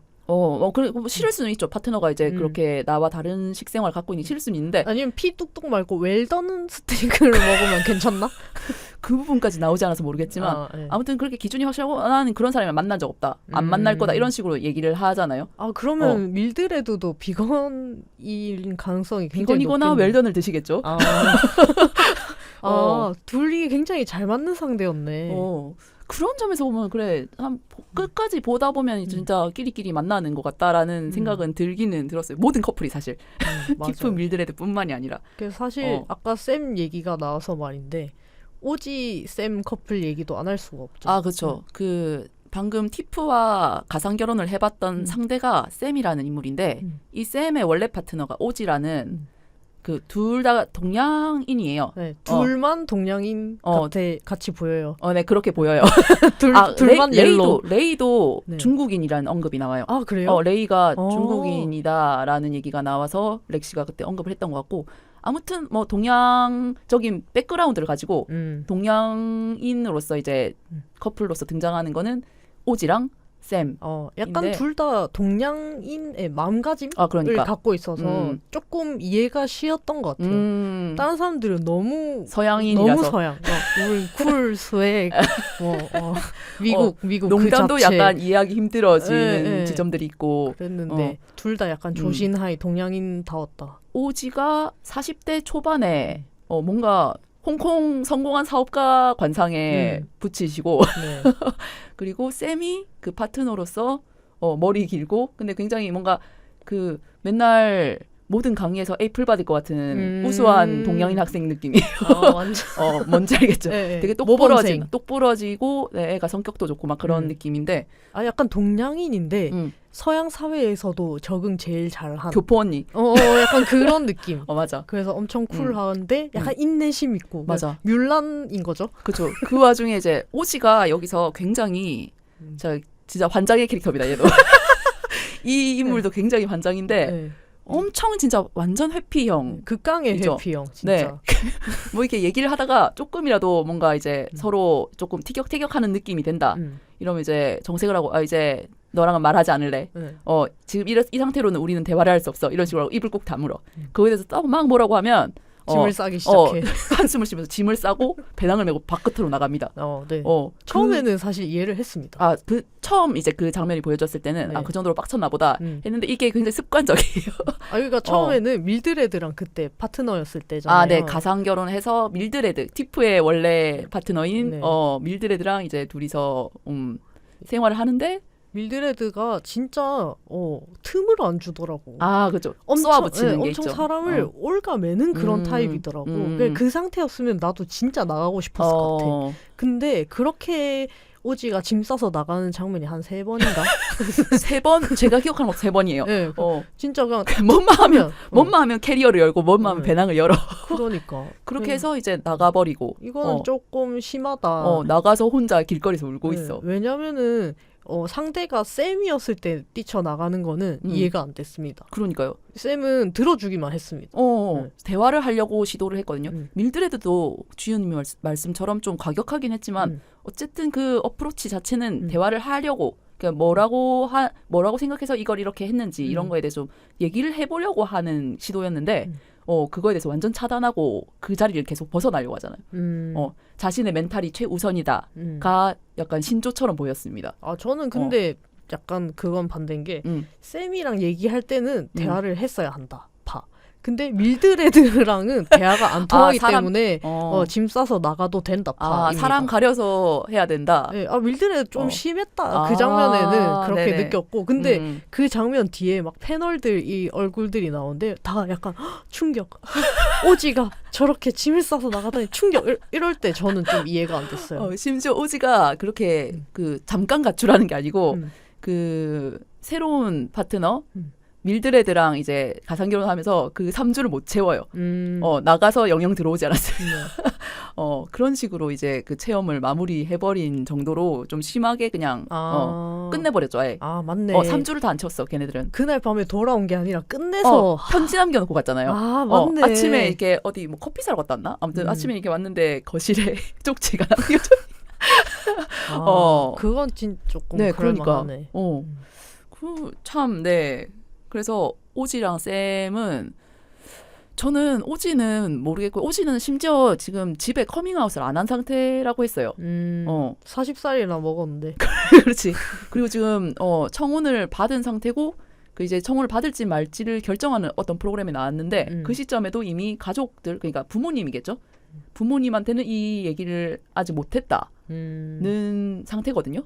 그리고 이제 맨 마지막에 리유니온 그 자리에서 이 프로그램이 이제 넷플릭스로 송출이 될 거니까 그 당시까지도 그러니까 그 청혼을 받고 이제 거기에 예스를 한 이후에도 커밍아웃을 하지 않은 거야. 해서 그 이후에 쇼가 끝나고 리유니온 그 자리가 있는 거의 한 1년쯤 지난 시점까지도 아직 커밍아웃을 안 한 상태로 밝혀졌고요.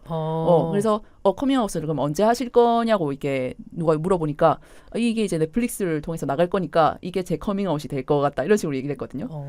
이거는 오지랑 사귀는 쌤도 문제가 있다. 어떤 쌤의 점이? 유일한 단점을 찾았습니다. 뭡니까? 오지랑 헤어지지 않는다는 겁니다. 진짜 근데 쌤이 여기서 두 사람을 감당하잖아요.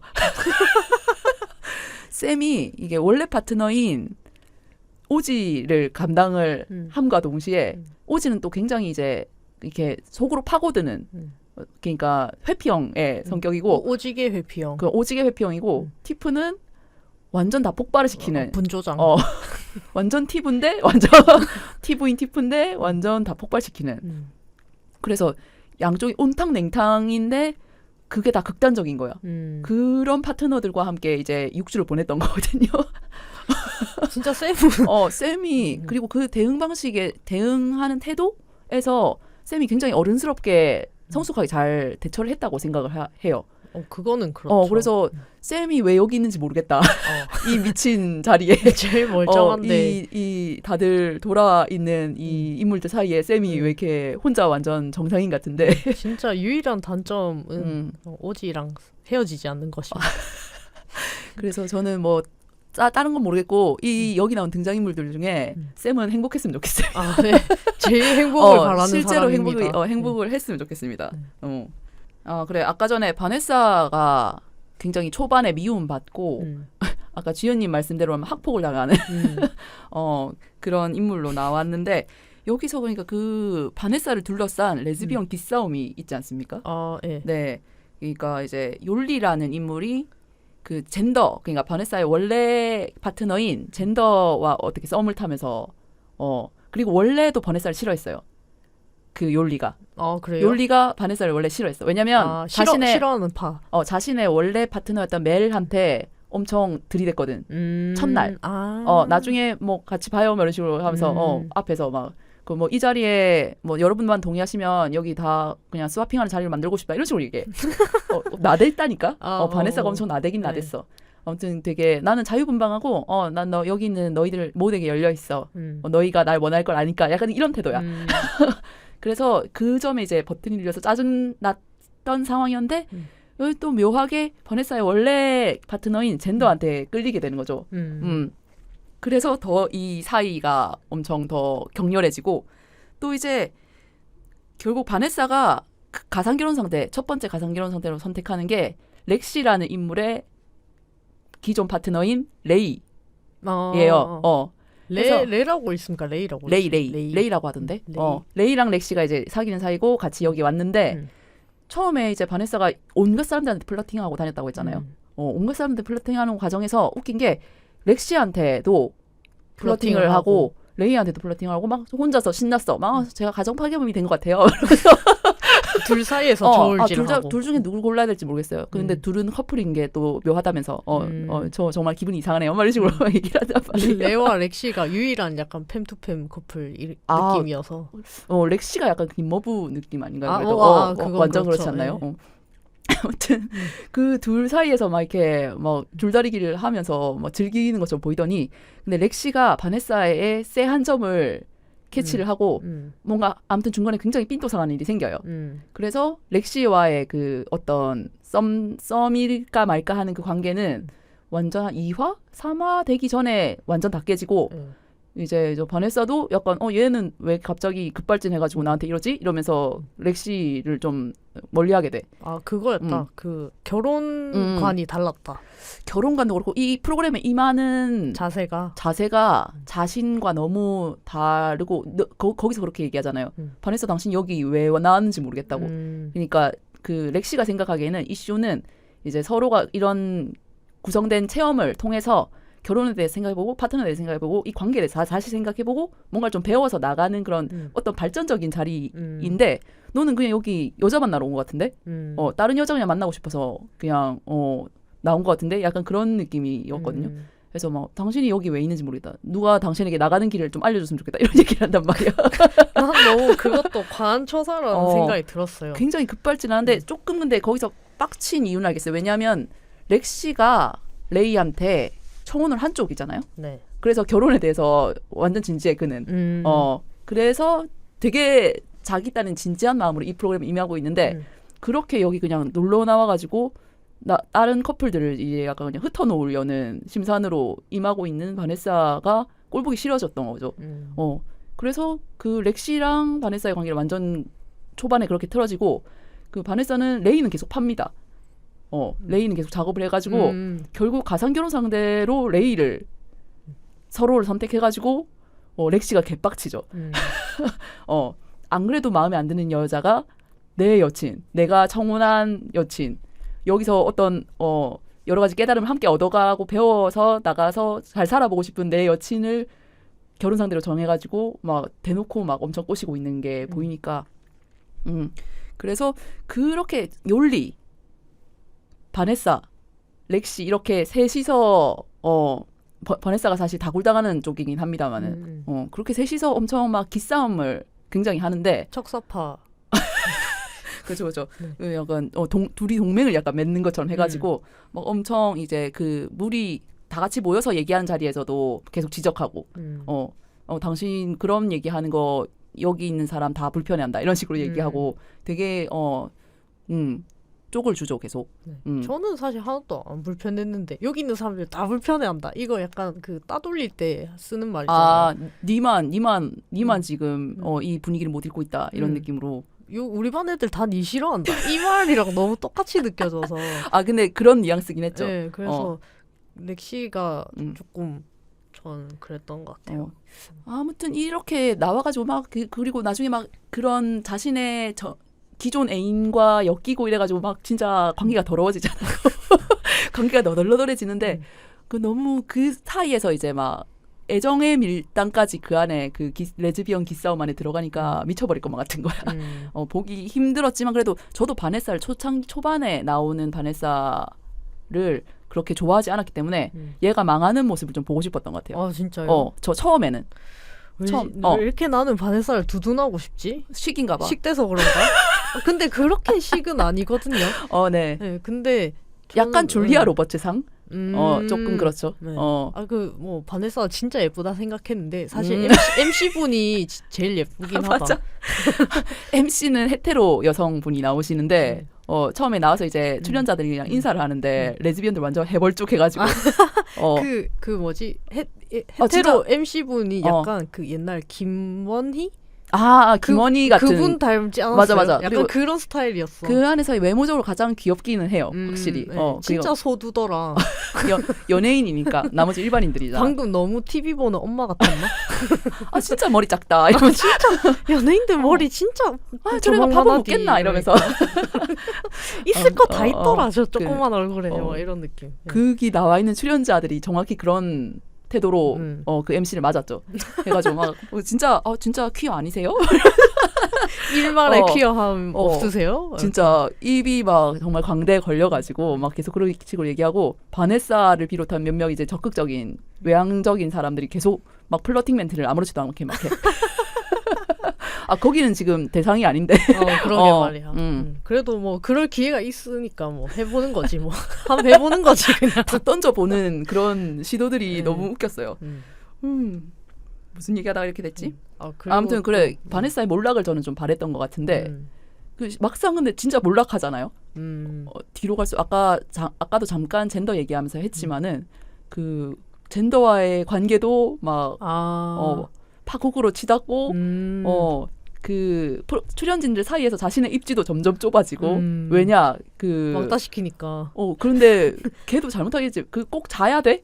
그건 그렇지. 가상 결혼하는 3주 동안 꼭 자야 됩니까? 그러니까 꼭 그런 손가락을 넣었어야 하며 그리고 거기에 대한 변명을 실수로 손가락을 넣게 되었다 이렇게 말하는 건 좀 아니지 않나. 근데 실수로 이거는 조금 풀어서 얘기를 해야 될 것 같은데 뭐 아가야도 아니고 실수로 넣어버렸다 들어갔다 그렇게 얘기하는 게 여기서 결론부터 잔 사람들 그러니까 기존 파트너야 뭐 원래부터 몇 년 동안 사귀어온 커플이니까 당연히 뭐 할 거 다 했겠죠. 할 게 다 했겠지만 근데 여기 와서 처음 만난 초면의 사람들이랑 일주일 이제 데이트 좀 해보고 3주 동안 결혼 체험을 하는데 그 사이에 자는 커플이 2커플이 나와요. 네.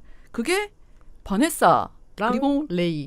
렉시가 지금 바네사를 개 싫어한다고 했는데 렉시의 기존 파트너인 레이랑 이제 살면서 둘이서 잡니다. 약간 바네사가 꼬셔가지고 했지. 물론 이제 상호 동의 간에 했다 뭐 이런 식으로는 둘이 얘기는 하긴 하는데 누가 봐도 완전 파자마 야한 거 입고 침대에서 다가가면서 야릇한 얘기를 하다가 갑자기 화면이 전환되잖아요. 그렇게 해서 자꾸 근데 한 번밖에 안 잔 것 같던데. 그렇지. 얘네는 한 번밖에 안 잤는데 yor라게 자는 커플이 있습니다. yor리 젠더 커플. yor리 젠더가 yor라게 잤어요. 진짜 yor리 자더라 진짜. 거의 한 2주차 이게 3주간의 결혼 체험이었잖아요. 한 2주차쯤부터 계속 잔 것 같은 매일 잔 것 같은 그런 느낌. 첫날부터 첫날은 아니지 않아요? 그 일주일부터예요? 한 2주차쯤 가서였던 것 같은데. 그런가? 그러니까 막 그런 얘기를 하거든요. 처음에. 그러니까 좀 둘이서 대화가 좀 잘 통하고 하니까 그리고 젠더도 사실 바네사랑 사귀면서 대화를 나누거나 하는 데서 좀 어려움이 있었던 모양이에요. 근데 이제 욜리랑은 되게 편안하게 대화도 되고 맞는 점이 엄청 많은 거지. 공통점도 많고 좋아하는 것도 비슷하고 이런 걸 자꾸 발견하면서 우리가 이렇게 잘 맞는데 그게 안 맞으면 어떡하지? 막 이런 얘기를 갑자기. 그래 진짜 뭐 그래서 자는 것 속궁합도 잘 맞는지 확인해봐야 되지 않느냐. 막 그런 얘기를 식으로. 은근히 하더니 갑자기 소파에 누워 둘이. 그러더니 또 화면이 전환돼요. 그게 아마 처음 어떻게 한 거겠지. 근데 그것까지 너무 좋았던 거지. 이 둘은 완전히 그쯤부터 미쳐왔던 것 같아요. 둘 다 이게 본분을 읽고 이성을 읽고. 지금 기존 파트너들 지금 굉장히 곤혹적인 상황에 계속 맞닥뜨리고 있는데 신났죠. 막 부엌에서부터 막 냉장고 앞에서 하고 장소를 가리지 않고 뭐 근데 뭐 그 전부터 막 서로 마사지 해주고 그랬으니까 뭐. 굉장히 터치도 적극적으로 해왔었고 이 둘은 진짜 거기 사랑을 하고 자빠졌어요. 가짜 사랑입니다. 근데 근데 거기서는 자꾸 둘 다 진짜 사랑이라고 생각하던데. 결국엔 둘이 헤어졌잖아요. 또. 나중에 이제 돌이켜 보면 그냥 지나가는 관계였다라는 식으로 정리가 같은 그냥 된 것 같지만 그 3주 동안 그러니까 그게 많은 사람들 상처를 주면서 연락에 자고 말이야. 그 카메라 돌아가고 있는 거 알잖아. 그러니까 아니 거기 기존 파트너가 볼 거란 거 알잖아. 파트너 바꿔가지고 산 다음에 이제 다 같이 또 만나서 얘기하잖아요. 근데 이제 멜이랑 욜리랑 있다가 욜리가 젠더랑 막 뭐 사랑을 속삭이다가 맞아. 이게 약간 카메라 사각지대 사람들에게 잘 안 보이는 약간 그 테라스 그 사각지대에 가가지고 막 둘이서 막 사랑을 두렵다고 나를 선택하지 않을까 막 이런 얘기를 한단 말이야. 뭐 너무 보고 싶었고 뭐 사랑하고 이런 얘기를 하다가 멜이 뭐 이렇게 막 잠깐 부르니까 나 지금 밀드레드인가 뭐 나한테 이제 뭐 할 얘기가 있다. 근데 너는 들으면 안 되는 얘기라서 나 잠깐 얘기하고 오겠다. 이런 식으로 구라를 치잖아요. 그래놓고 싹 가가지고 젠더한테 가서 사랑하고 너무 보고 싶고 사랑을 속삭이고 완전 세계의 사랑이에요. 그러니까 보면. 완전 진짜 그런 개 사기를 멜이 너무 불쌍하고 아까운겨. 전 솔직히 처음 볼 때부터 멜이 진짜 아깝다 생각했습니다. 그냥 딱 봤을 때부터. 네, 멜이랑 욜리가 좀 안 어울린다. 멜이 너무 이제 훤칠하고 잘생기고 그렇다는 생각을 했고 왜 욜리랑 사귀지 하는 생각을 했어요. 나중에는 진짜 슬프잖아요. 젠더랑 너를 둘 다 좋아해. 한 사람 이상을 사랑하고 있어. 막 이런 얘기를 하잖아. 하면서 근데 멜이 열심히 두뇌 풀가동을 해가지고 이해를 해보려고 한단 말이죠. 그거를 그 모습이 너무 애잔한 거야. 막 친구 앞에도 데리고 가고. 근데 욜리는 또 그 말로 세기를 박죠. 뭐 젠더의 경제력이 굉장히 매력적이었다. 그리고 멜이 애초에 욜리가 그 금사빠라는 사실에 대해서 알고 있었고 그 점에 대해서 불안감을 가지고 있었다는 걸 완전 처음부터 보여줘요. 그래서 그 자신이 청혼을 바로 받아들이지 않은 것도 얘는 되게 다른 사람이랑 빠르고 깊게 사랑에 빠지는 사람이라서 내가 다른 애인들이랑 뭐가 다른지 좀 확인을 하고 싶다. 약간 그런 얘기를 하면서 시작하거든요. 그리고 전혀 다르지 않았던 거지. 완전 그 슬픈 예감이 어긋나지 않았고 틀리지 않았던 그리고 거지. 멜이 또 한 가지 갖고 있던 컴플렉스 같은 거 불안 요소는 그 욜리가 앞에 다 백인 여자친구만 만났단 거예요. 그 얘기 나와요. 그래서 그 멜은 나중에 렉시랑 이제 가상 파트너를 해가지고 생활을 해보는데 그때 렉시한테도 그래서 인종에 관해서 물어보거든요. 나 같은 사람 만나본 적 있냐? 흑인 여자. 그래서 그때 렉시가 나도 중국이 지금 전 애인이지 그때는 직전 애인인 레이가 중국인이라서 그 비백인 여자를 만나봤는데 배우는 점도 많고 해서 좋다. 뭐 그런 얘기를 해가지고 뭐 그런 점에 대해서 전혀 신경 쓰지 않고 오히려 좋다라는 식으로 얘기를 했거든요. 근데 그 멜의 기존 파트너인 욜리는 앞에 멜 외에는 전부 다 백인 여성만 만났던 것이야. 와, 진짜 그래서 소름이다, 소름. 예식이 백인이란 것도 알고 있고. 그럼 처음부터 젠더가 조금 그랬겠네, 꺼름했겠네. 그치, 딱 봤을 때 그냥 이거 욜리식인데 이렇게 생각이. 그래서 그 프로그램 안에서도 그런 얘기를 욜리한테 했던 것 같아요. 그 젠더가 나의 어떤 불안감을 다 집합해 놓은 것 같은 그런 느낌이라고. 그래서 그 쎄함을 느꼈구나. 근데 진짜 그 쎄함이 너무 맞아떨어졌고. 진짜 그 방금 지훈님이 아까 얘기하려도 말았지만 그 친구랑 만나는 자리, 그러니까 기존 파트너랑 이제 마지막에 살아보면서 친구랑 셋이서 이제 술 마시면서 이제 그 얘기를 하는데 뭐 젠더에게는 그 뭐 여러 가지를 커버할 수 있는 보험이 있어 이런 식으로 얘기를 하면서 그래서 궁금하더라고요. 그 젠더의 그 직업은 나오잖아요. 젠더의 지금 직업이 나와요? 물리치료사인가? 젠더가? 네, 그래요. 근데 내가 봤을 때 멜은 너무 잘생기고 너무 훤칠하고 사람도 인성도 괜찮은데 왜 욜리를 만나지? 욜리가 돈을 더 잘 버나? 약간 그런 생각도 했고 멜이 저렇게 멀쑥한데 돈을 못 버나? 이런 생각이 들더라고요. 근데 여기 나오는 부치들이 이게 좀 제가 그냥 되게 단순화해서 본 걸 수도 있는데 여기 나오는 부치들이 조금 일을 안 하는 경향이 있어요. 그때 밀드레드랑 티프도 막 싸우면서 결혼하기로 해놓고 일도 안 하려고 하고 막 일도 안 잡으려고 하고 막 이러니까 티프가 조용히 하나는 했었어. 그러니까 뭐 월세를 3분의 1 자기 그 밀드레드가 전 아내와의 사이에서 이제 자녀가 있는데 네. 그 자녀랑 같이 이제 셋이서 살게 됐는데 완전 장성한 자녀던데 그것도 16살 남자애인데 그 셋이서 살게 되었을 때 집세를 애 것까지 해서 3분의 1만 나는 부담하고 너희가 3분의 1 내라 이런 식으로 얘기를 해서 뭐 그 점도 그랬고 그리고 뭐 그렇죠 경제력에 대한 얘기가 그렇게 나오다 보니까 슬프다. 부치는 역시 돈을 벌어.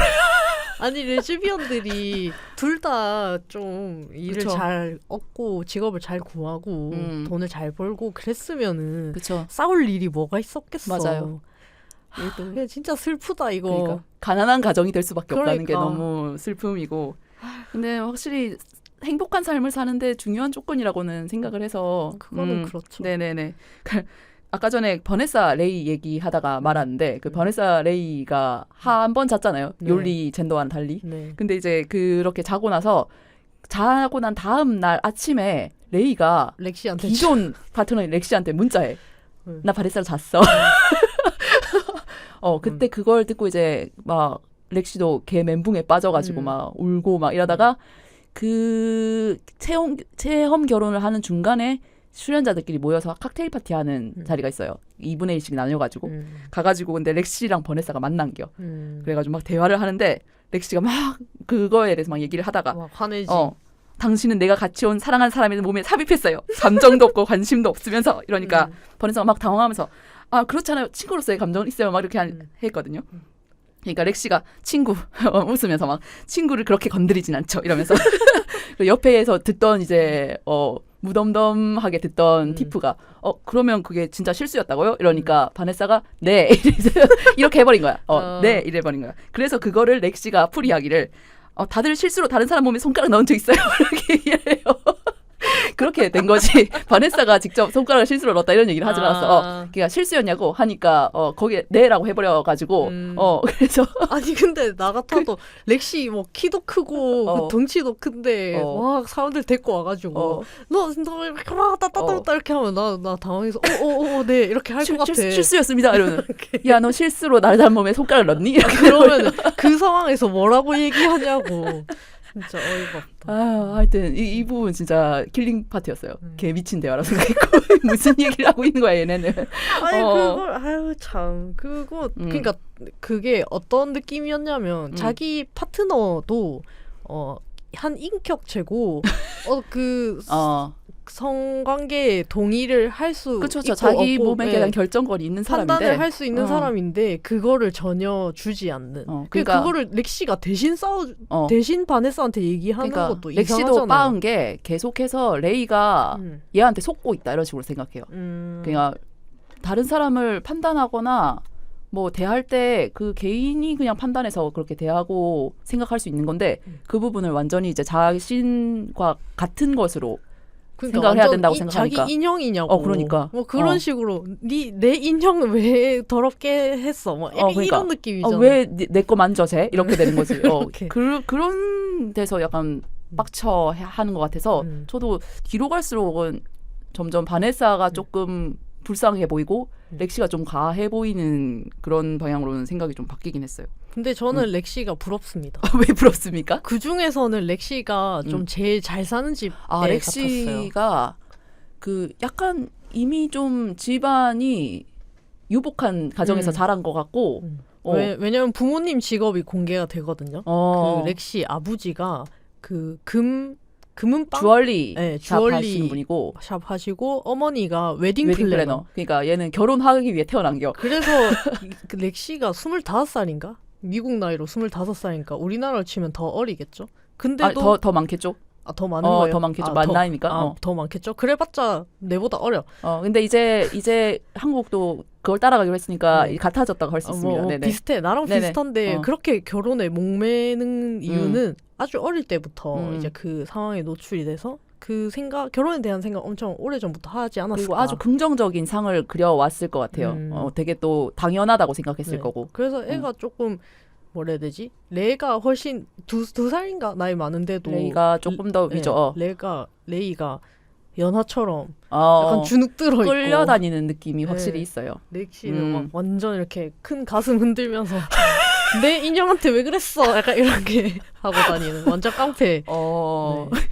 근데 저는 그렇게 결혼을 쉽게 결심하고 완전 자신만만하게 우리는 결혼을 해야 된다 이렇게 말할 수 있는 렉시가 너무 부러웠습니다. 그것도 사실 상황이랑 여건이 갖춰져야 그렇죠. 할 수 있는 거거든요.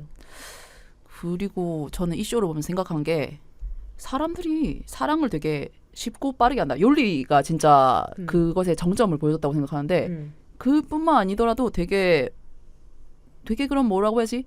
애정관계에 계속 어떤 한 관계만을 맺어왔던 사람들 치고는 너무 이렇게 자연스럽게 다른 사람들과 그런 약간 연애적인 모먼트를 갖는 거에 이렇게 저항감이 별로 없는 그런 느낌이었고 약간 그것도 연애도 하던 사람이 잘한다고 그 다 이제 커플이고 이제 결혼까지 했던 사람들이니까 또 막 그런 사람들끼리 모아놨으니까 이제 또 얼마나 잘하겠냐 이런 거예요. 전개가 역으로. 빠르겠죠.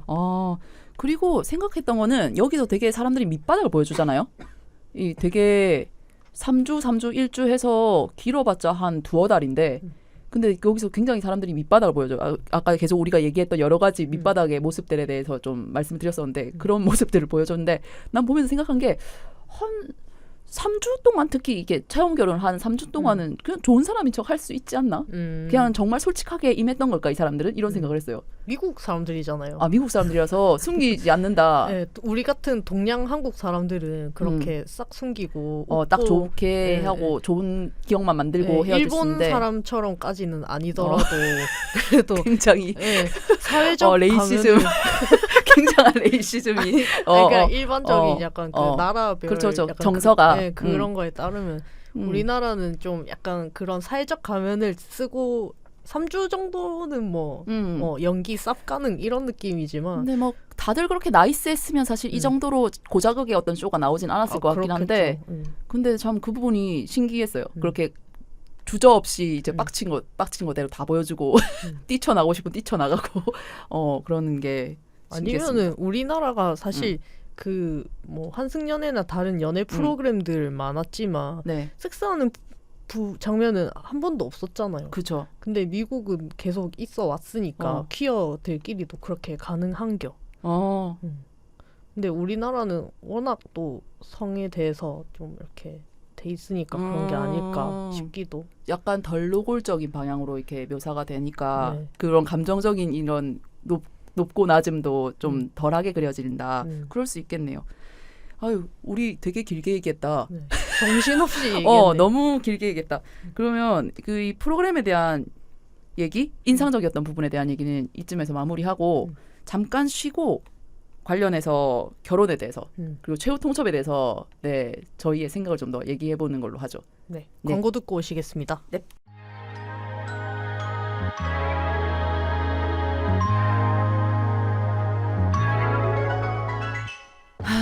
나는 부산에 사는데 누군가를 1대1로 만나는 소개팅 어플은 부담스럽고 그나마 찾을 수 있는 모임은 죄다 술번개뿐이고 그냥 맨정신으로 편안하게 만날 수 있는 사람들은 대체 어디에서 만날 수 있는데 왜 퀴어들을 위한 문화 모임이나 행사들은 죄다 수도권에만 있노?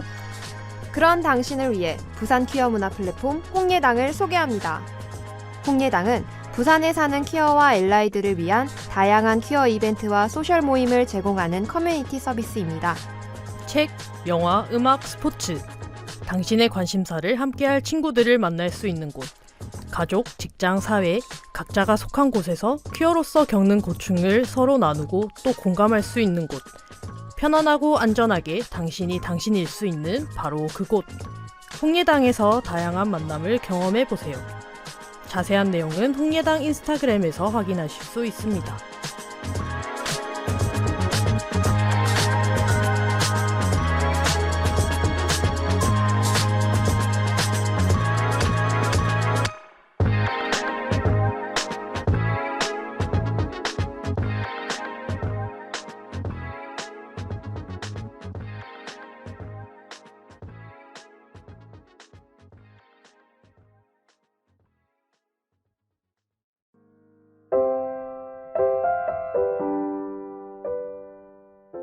매일매일 찾게 되는 향긋한 커피 한 잔. 기분을 들뜨게 해주는 촉촉하고 달콤한 케이크 한 조각. 이런 일상의 즐거움을 더 건강하게 그리고 더 윤리적으로 누릴 수 있다면 어떨까요? 이 지속 가능한 선택의 가능성과 필요성에 고개를 끄덕이셨다면 나와 우리, 지구 모두를 위한 비건 로스터리 카페 소수로 오세요. 비거니즘, 페미니즘, 퀴어 모든 소수성을 포용하는 따뜻한 공간 카페 소수는 부산 광안리의 조용한 골목에서 오늘도 작지만 꾸준한 변화를 꿈꿉니다. 영업시간은 매일 낮 12시부터 저녁 7시까지, 매주 월요일은 쉬어갑니다. 인스타그램에서 카페 소수를 팔로우하고 오늘의 비건 케이크를 확인해보세요.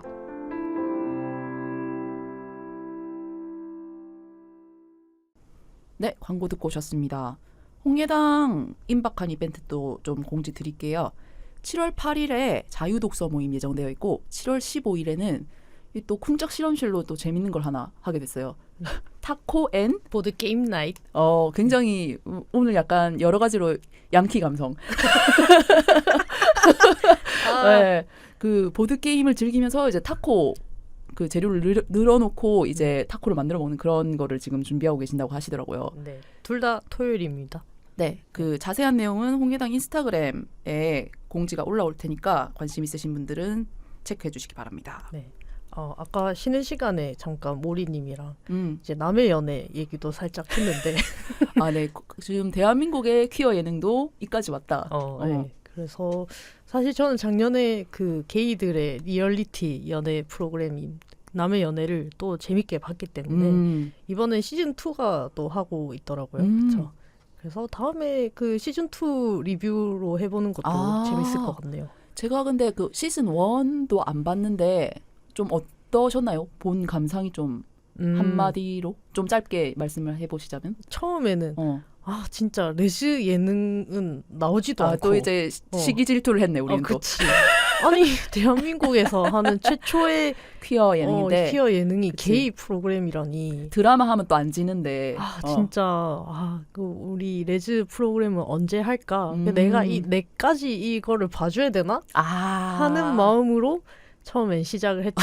삐뚤어진 마음으로. 삐뚤어진 마음으로 아주 시작을 했는데 보다 보니까 애들이 다 잘생기고 이쁘고 나름의 서사가 있는 거예요. 그래서 재밌게 봤습니다. 재밌게 보셨고 그래서 시즌 2도 아직 안 보신 거죠? 네, 아직 기대를 보지 않았고 하고 이걸 아직 또 기대는 안 하고 있어요. 다시 또 시기 질투의 마음. 시기 질투의 마음. 이게 시즌 2까지 나와? 그러니까 레즈 시즌 1도 안 그러니까 해놓고? 레즈 시즌 1을 빨리 하고 시즌 2를 내야지. 이 사람들이 바로 게이 예능 시즌 그러니까. 2를 낸다고? 그러니까 이게 잘 됐으면 다른 시도도 해봐야 되는 거 아닌가? 그러니까 이번 애들은 진짜 내가 굳이 안 봐줘도 되겠지?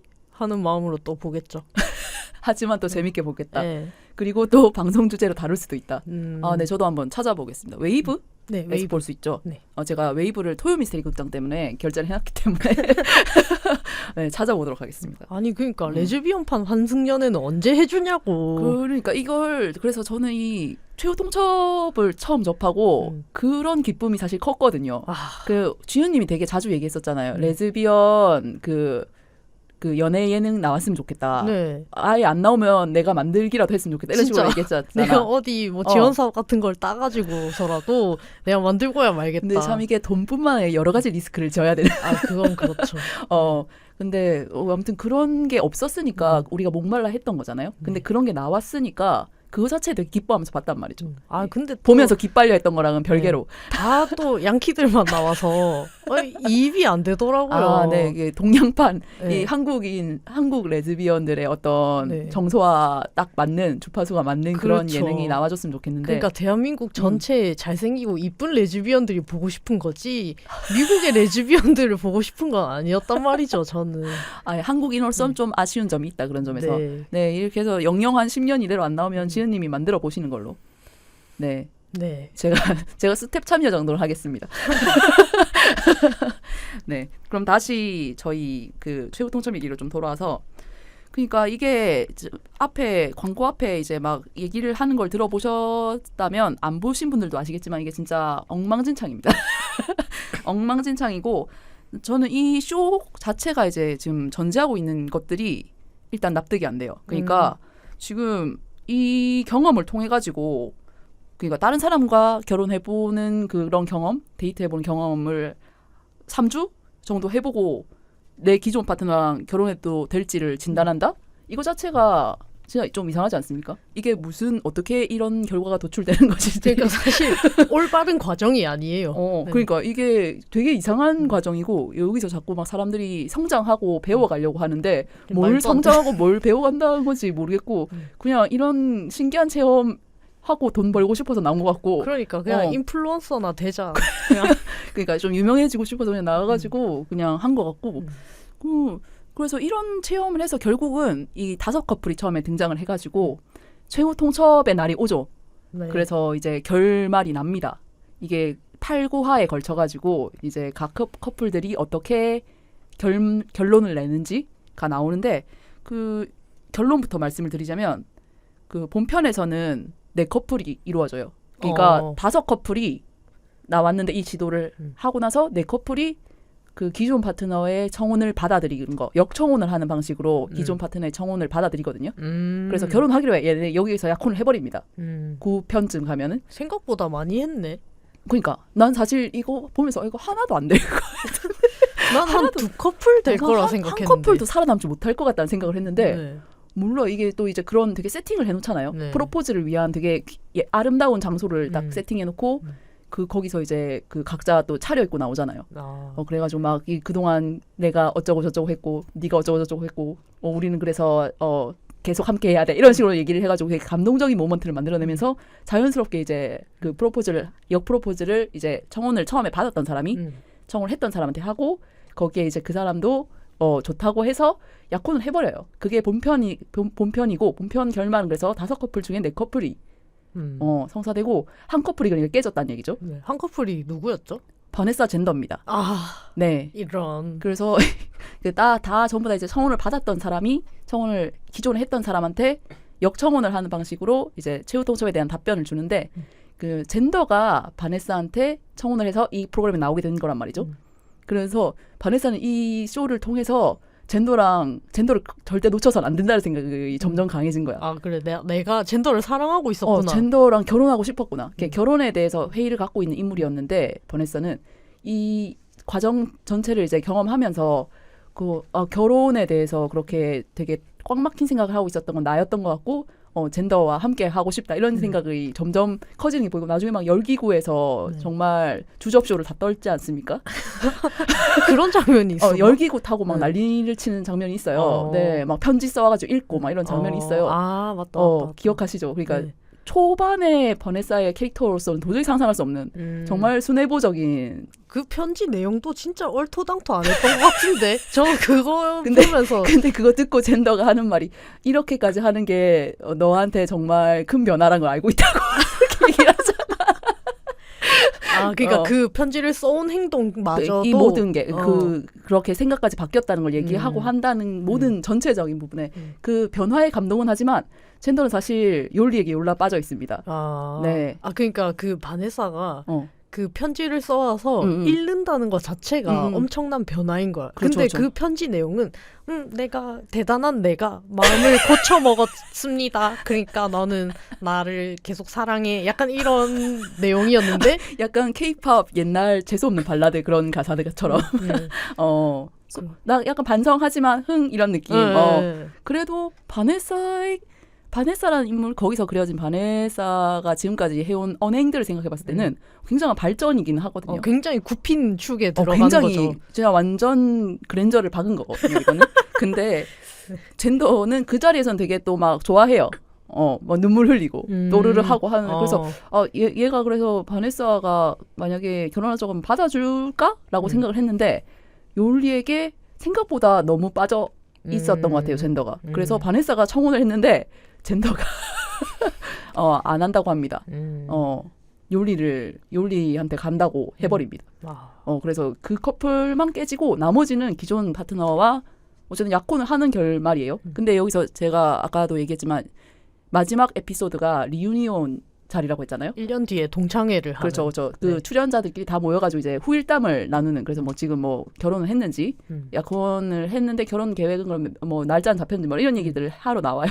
근데 처음에 되게 하하호호 하거든요. 진짜 완전 화기애애하고 이렇게 그냥 진짜 다들 그냥 행복하게 살다가 나와가지고 그때를 추억하며 얘기하는 자리처럼 보여 처음에는.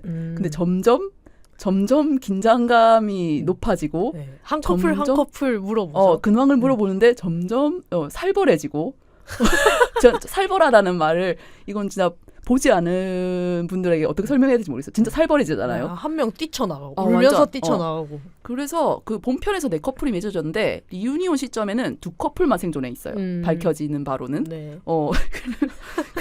점점 살벌해지는데 이 중에 그 티프 밀드레드 커플이 얘네도 그러니까 그 본편 중에는 그 역청혼을 티프가 해가지고 결혼하기로 했단 말이죠. 그래서 결혼해서 심지어 같이 산단 말이죠. 결혼까지는 안 했고, 그러니까 약혼을 한 상태에서 이제 동거를 하고 그 밀드레드 아들이랑 셋이서 이제 살았는데 잘 안 됐나 보죠. 아까 전에 뭐 집세 들으셨죠. 그런 얘기를 하고 하니까. 아 근데 저는 진짜 아들내미랑 사는 거는 조금 힘들 것 같기는 해요. 근데 그 점을 근데 받아들이고 노력하겠다고 티프가 얘기하면서 약혼을 했던 거기 때문에. 근데 이제 뭐 막상 지내보니까 생각보다 더 어려웠겠지.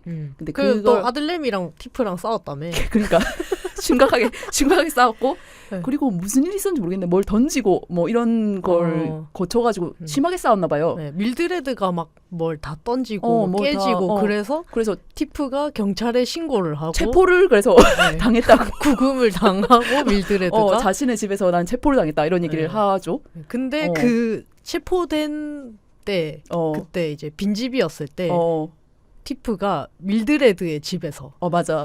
체포된 동안 다른 여자를 이제 어플로 꼬셔서 불러가지고 거기서 자고 그렇지. 이렇게 해서 완전 뭐 신뢰가 깨지고 그런 얘기를 막 엄청나게 했죠.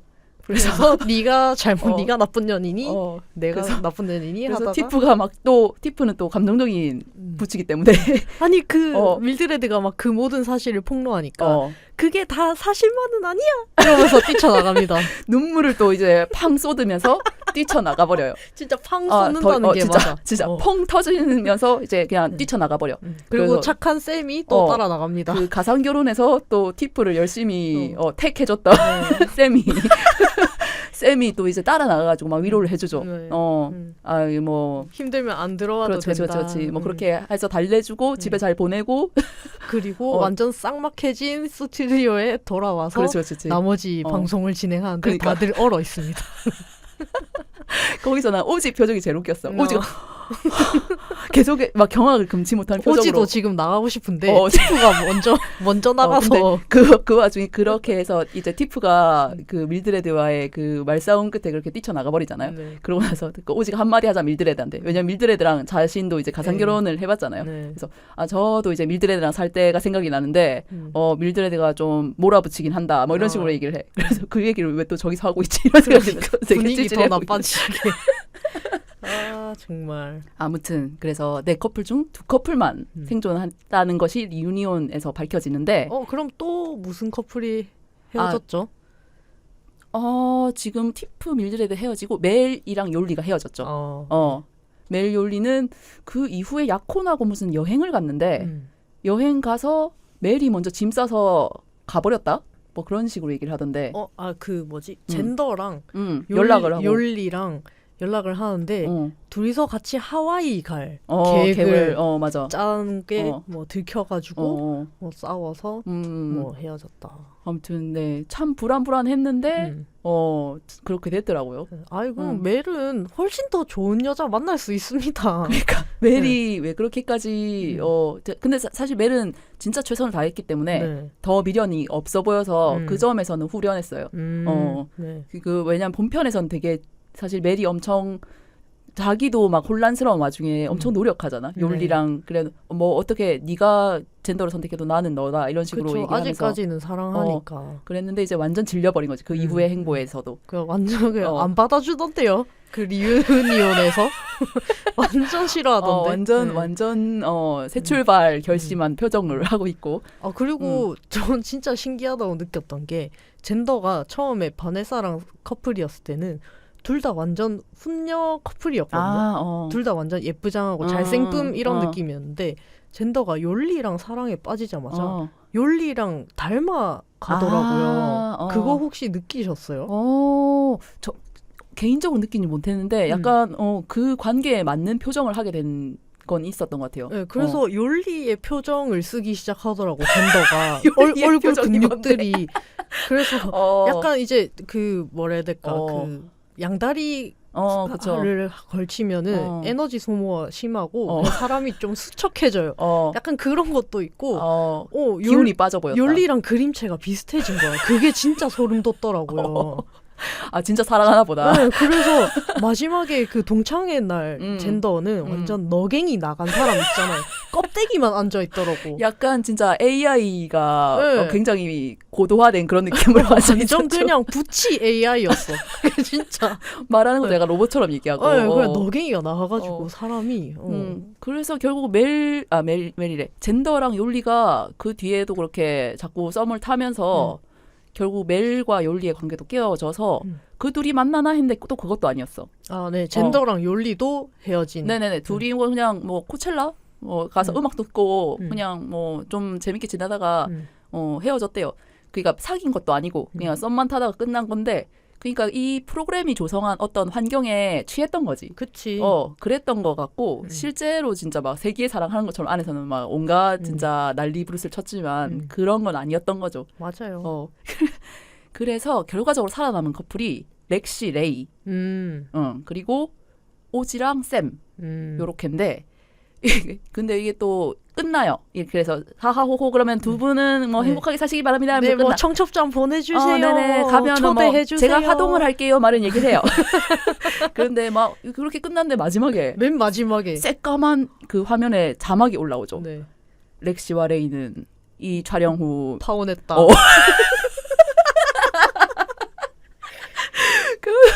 그들의 결혼식은 취소되었다. 막 이렇게 얘기하는 거예요.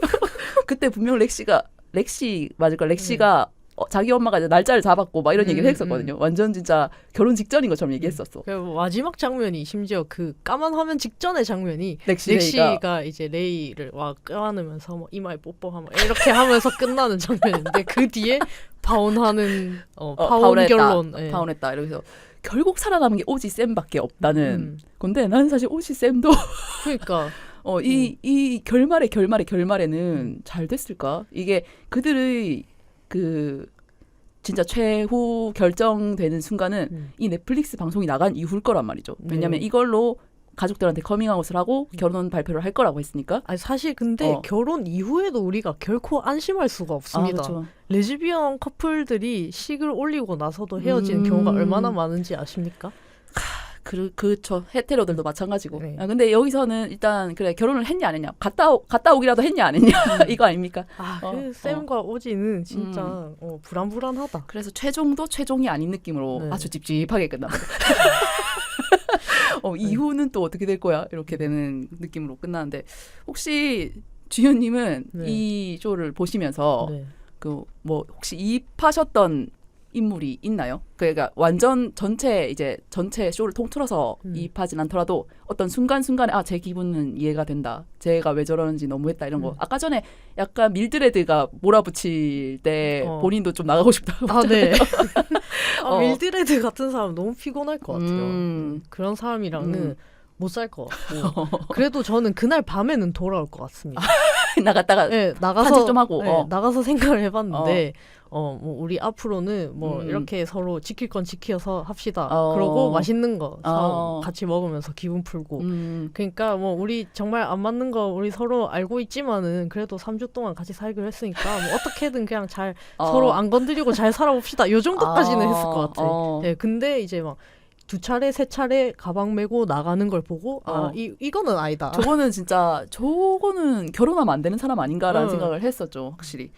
제가 그 오지가 회피형이잖아요. 네. 저 같은 경우에 그 오지에 살짝 이입하긴 했거든요. 지하다님도 회피형인가요? 제가 좀 회피형인 편입니다. 그러니까 갈등 상황에 그것에 정면으로 마주하기보다는 좀 그 상황 자체는 과열된 상황 자체를 좀 꺼뜨린 다음에 나중에 차분하게 얘기하고 싶어하는 성향이거든요. 네. 그래서 오지가 갈등 상황, 그러니까 밀드레드나 샘이랑 이렇게 의견 차이가 생기거나 뭐 말 실수를 해가지고 조금 격앙됐을 때 그때 이제 대화를 피하고 싶어하는 마음, 당장 이제 우리 이 얘기 더 이상 하지 말자라고 하는 그거는 되게 이해가 됐어요. 저도 좀 자주 하는 말이거든요. 지금 우리 이 얘기 더 하면 안 될 것 같아. 이런 식으로 얘기를 하는 게 진짜요? 그런 얘기를 할 때가 있거든요. 그러니까 그 어떤 갈등이 딱 불거졌을 때 그 순간에 이거를 건드렸다가는 더 뭔가 일이 잘못될 것 같은 느낌이 들어서 나도 그렇고 상대도 그렇고. 그러면 지하다님의 쌤은 어떻게 말씀하시나요? 쌤인가? 제 애인이? 멱살 잡고 네. 대면하게 하는 분이라 가지고요. 그래서 근데 밀드레드랑 사귀고 계시는군요.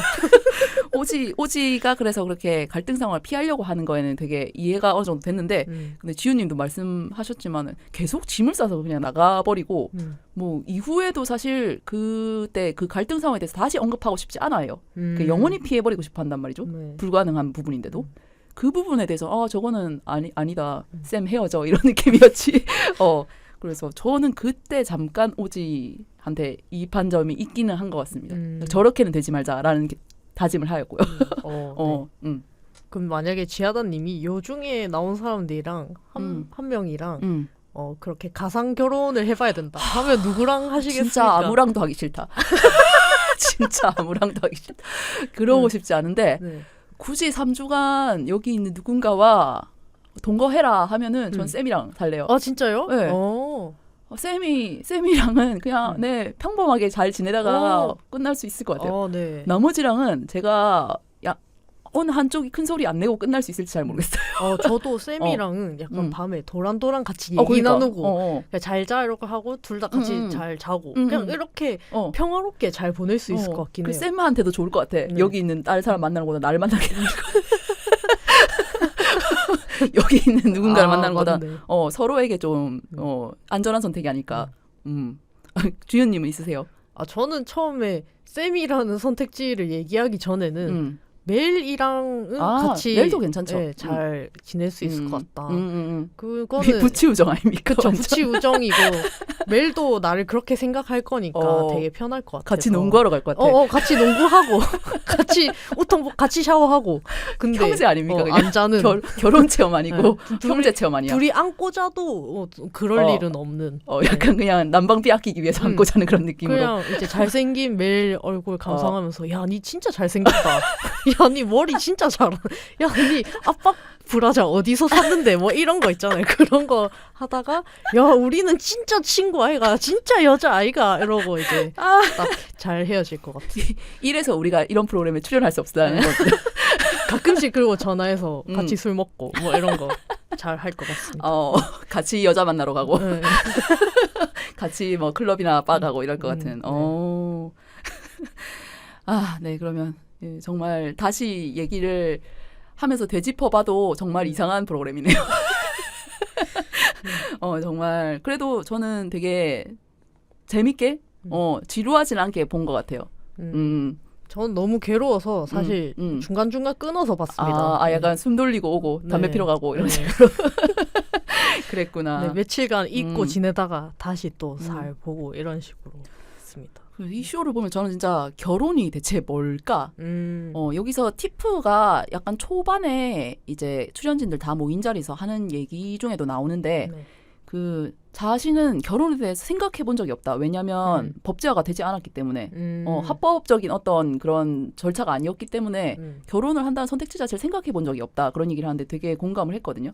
지금 현재 우리의 상황이기도 하잖아요. 저는 그건 변명이라고 생각했는데. 그렇죠. 근데 어쨌든 그 자체에 대해서 선택지로서 생각을 하지 않는 거. 그러니까 우리는 되게 이성 혼만 가능한 사회잖아요.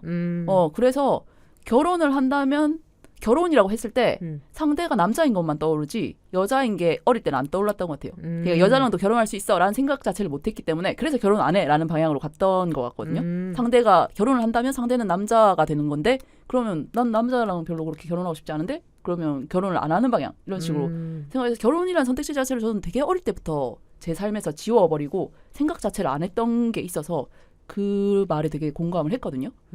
약간 그 헤테로 커플의 결혼은 자연스러운 선택 이런 느낌이라면 선택할 수 있는 진짜 선택이죠. 네, 여기서 내가 어떻게 하느냐에 따라서 할 수도 있고 안 할 수도 있는. 그러니까 약간 등 떠밀려 가듯이 그냥 다 하니까 하는 그런 느낌이라면 동성애자들의 결혼은 본인들이 선택해야만 하는 생각해서 기회를 잡고 만들어야만 하는 그런 차이는 조금 있는 것 같아요. 법제화가 만약에 한국에 동성혼이 법제화가 된다고 하면은 지윤님은 결혼이 하고 싶으신가요?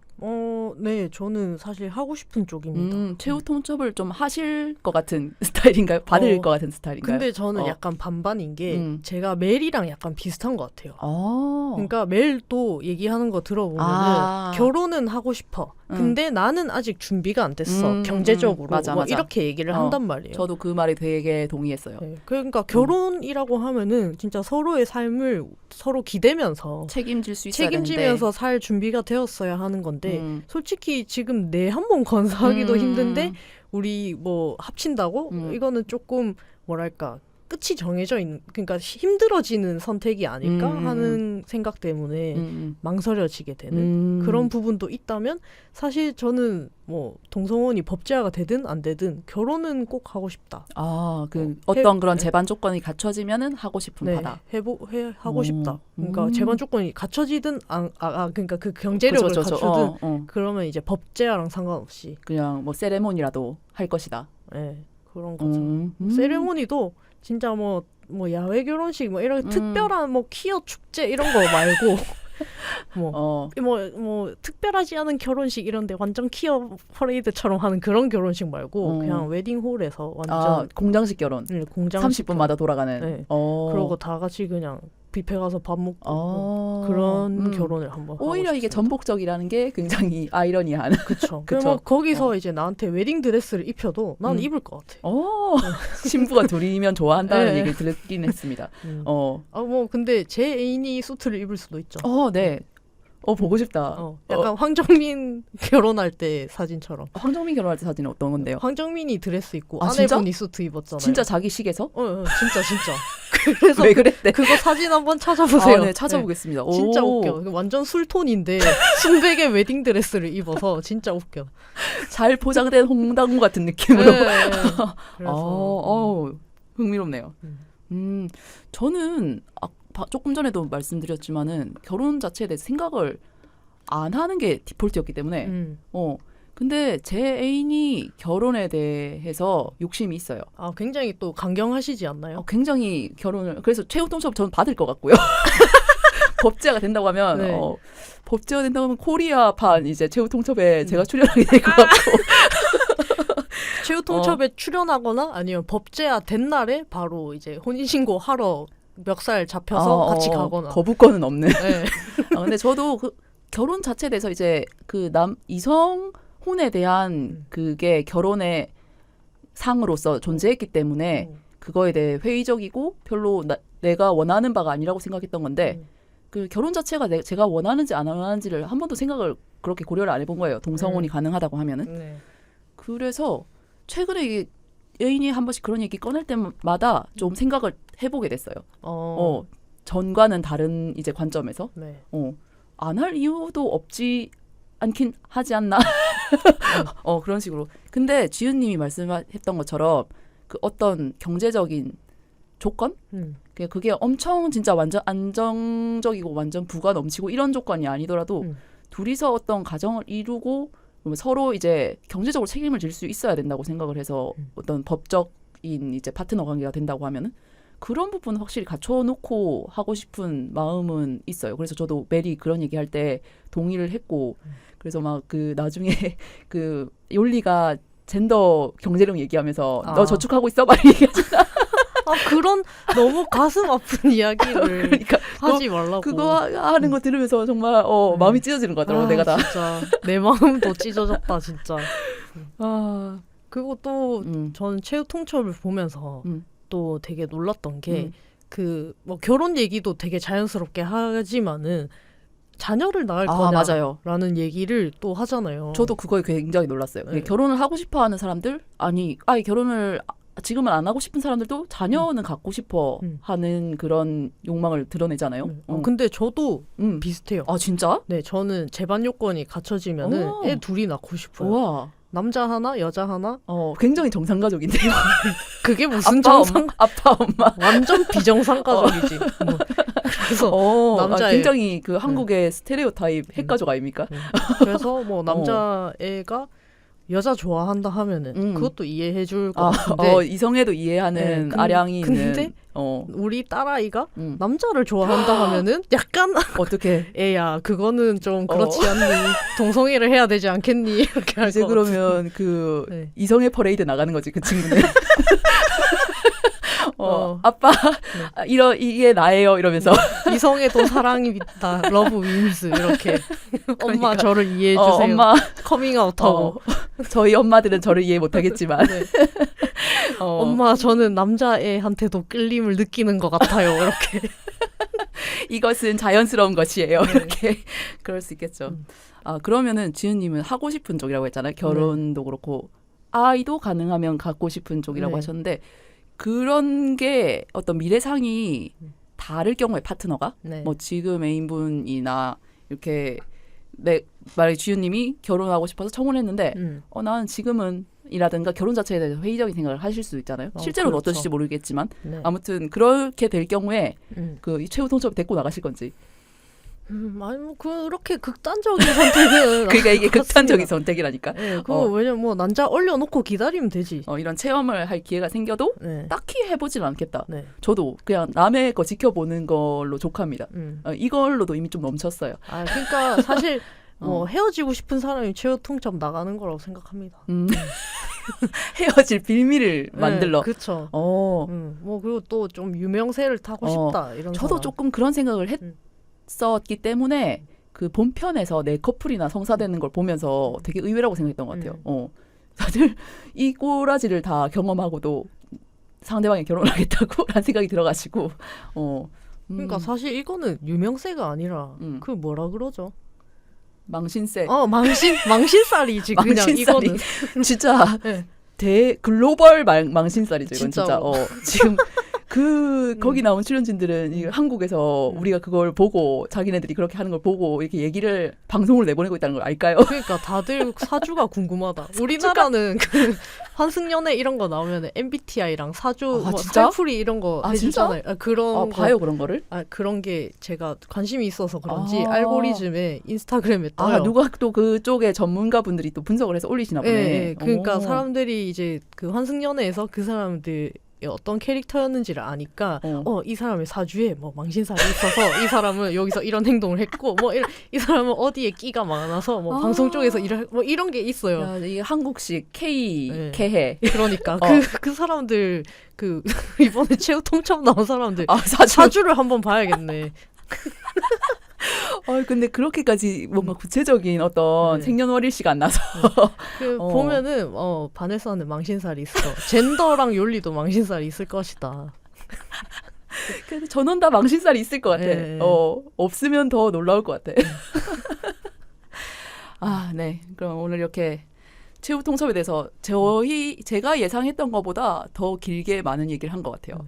근데 저 궁금한 거 있어요. 지하다님은 혹시 뭐 자녀 계획 이런 거 없으신지? 저는 결혼을 한 번도 생각 안 해봤던 것처럼 자녀에 대해서 한 번도 생각을 안 해봤고 최근에 이 최후 통첩을 저 애인이랑 같이 봤거든요. 네. 굉장히 쫄깃한 경험인데 그 레즈비언 커플 계시면은 같이 한번 같이 최후 통첩을 보면 진짜 다른 재미일 겁니다. 왜죠? 혼자 저는 같이 봤는데도 아무런 일도 일어나지 않았습니다. 진짜요? 저희는 내내 긴장감이 흘렀거든요. 왜죠?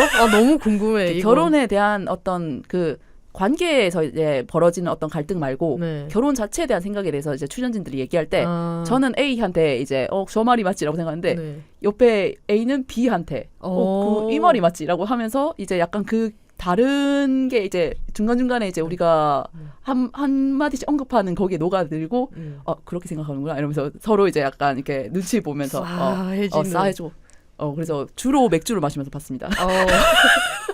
아무튼 그래서 그걸 보면서 이제 거기 나오는 커플들이 아이에 대해서 굉장히 구체적인 계획을 갖고 있잖아요. 뭐 서로 난자 그 같은 정자를 써서. 아 맞아. 레이랑 렉시가 네. 어떻게 하고 싶은지에 대한 거였는데 진짜 크리피했어요. 근데 이거 들어보세요, 여러분. 네. 그 같은 남자의 정자를 써. 네. 그래서 이제 인공 수정을 하죠. 네. 해서 각자의 난자. 내 난자로 수정된 애는 얘한테 넣고 네. 얘 난자로 수정된 건 나한테 넣어서 내 몸에 넣어서. 그렇게 해서 각자- 우리의 아이를 만든다. 그러니까 상대방의 아이를 어. 잉태하는 거예요. 그렇지. 그러니까 둘이서 같이 만드는 거죠. 그러니까 재료는 내 거고 땅은 너고 약간 비료는 그런 느낌. 나고 그렇죠, 뭐 그렇죠, 이런. 그렇죠. 그걸 보면서 진짜 저렇게까지 생각해봤다고? 네. 라는 생각을 이거를 제가 애인한테 제안을 했는데 완전 시겁하더라고요. 제안을 했냐고. 아니 그거 네. 하면 안 되는 예시로 나왔다고 생각했는데 네. 그걸 또 이제 진짜 현실 세계에서 제안을 하셨어요. 아 근데 그냥 음. 그냥 물어본 거지. 궁금하니까 물어본 거고. 근데 사실 진짜 있을 것 저는 같아. 여여 그 수정 있잖아요. 네네네네네. 그게 된다면 그거를 너무 하고 싶어요. 유전학적으로 나중에 기술이 더 발전하면 충분히 가능할 것 같다고 하더라고요. 내가 여여는 진짜 남남은 안 되지만 여여는 된다. 60살 정도까지라도 어쨌든 그때 그 여여 인공 수정이 가능하다고 한다면은 지금부터 난자를 얼려서 해보고 싶어요. 네. 그 파트너와 저를 반반 닮은 혹은 뭐 미니 파트너, 미니 지읒 일 수도 있지만 그쵸. 뭐 몇 프로 섞일지 모르지만 누가 더 우성일지 모르겠지만 그런 식으로 반반씩 섞은 거를 거가 아니지 아이를 그치. 네. 이왕 근데 진짜 그 입양하거나 할 게 아니고 자신들의 어떤 유전자를 있는 아이를 만들고 싶으면 그게 진짜 베스트로 이상적인 그림이긴 한 것 같아요. 그래서 저는 아이에 대해서 생각은 안 해봤고 그 애인이랑 같이 봤다고 했잖아요. 이 얘기 하다가 엄청나게 멀리까지 돌아갔네. 그래서 보면서 이제 아이에 대해서도 서로 얘기를 했어요. 네. 둘 다 생각이 없습니다. 저희는 우리끼리 잘 살고 싶다. 일단 그 자녀를 집에는 갖고 싶다 이런 생각을 각자 안 하고 있는. 지금도 식구가 많으니까. 동물들. 애인은 동물을 또 좋아해요. 전에 또 잠깐 저희 환장 사연 한번 올라왔었는데 그때도 강아지 입양하고 싶어가지고 사연을 쓰지 않았습니까? 저희 방송에. 네네. 다행히 그 강아지는 다른데 잘 입양됐습니다. 다행이다. 진짜. 다행이다. 속이 시원하다. 정말 저는 그 아이의 행복을 정말 누구보다 비는 사람이고. 진짜. 그리고 이제 그 우연하게 이제 이웃에서 이제 그 새끼 고양이 2마리를 어미가 버리고 간 걸 이제 박스에 담아가지고 이제 돌보고 계신더라고요. 네. 그분이랑 이제 대화를 하더니 저 중에 한 마리 데려올까 이런 얘기를 또 하는 거예요. 그래서 제발 그런 말을 좀 하지 마.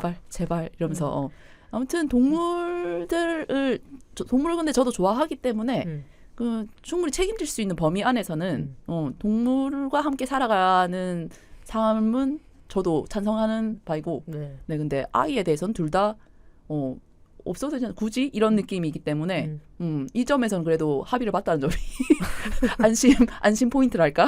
그렇습니다. 네.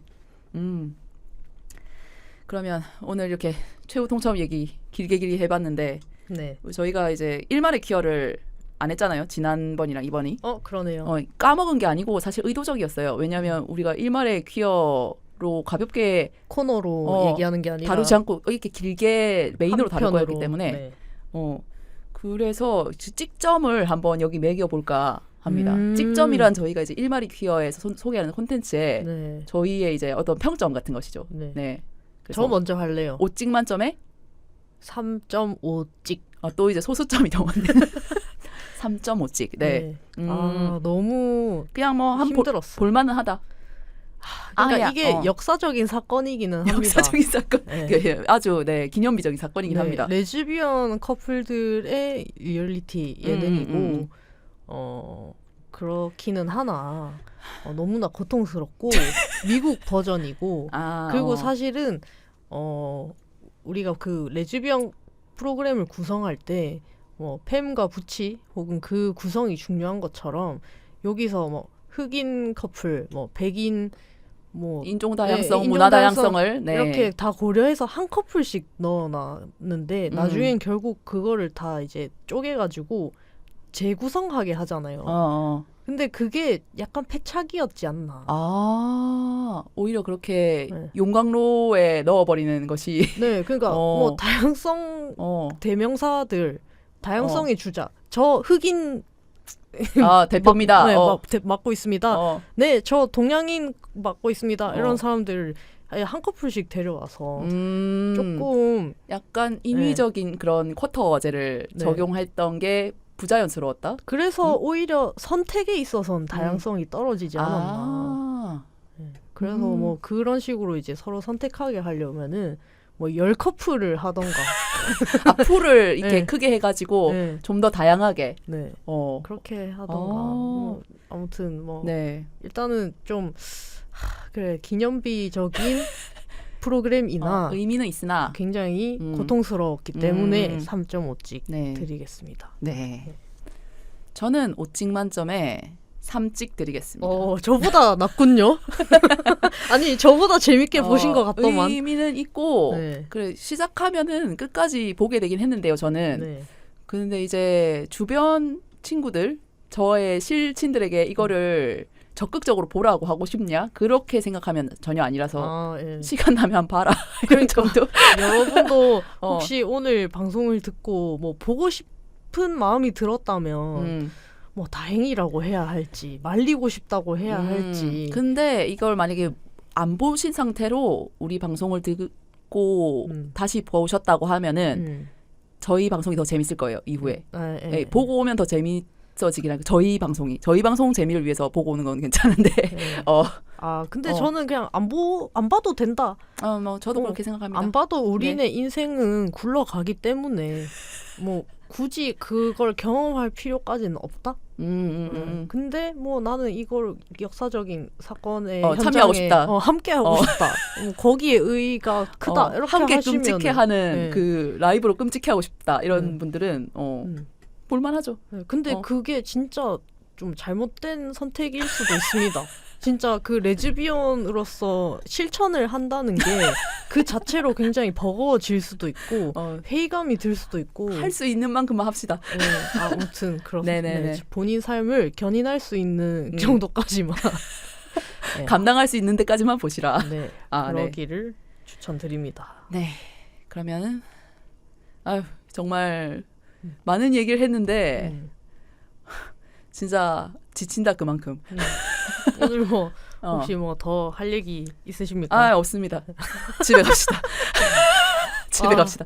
이렇게 사람을 지치게 하는 프로그램이었다. 저희 다음 주에는 무슨 방송을 해볼까요? 다음 주에요? 그러면은 기획회의, 기획 코너. 기획회의 그만해야 될 것 같아. 우리 그 조회수 폭망한 거 아시죠? 그거는 우리끼리 해야 될 것 같고.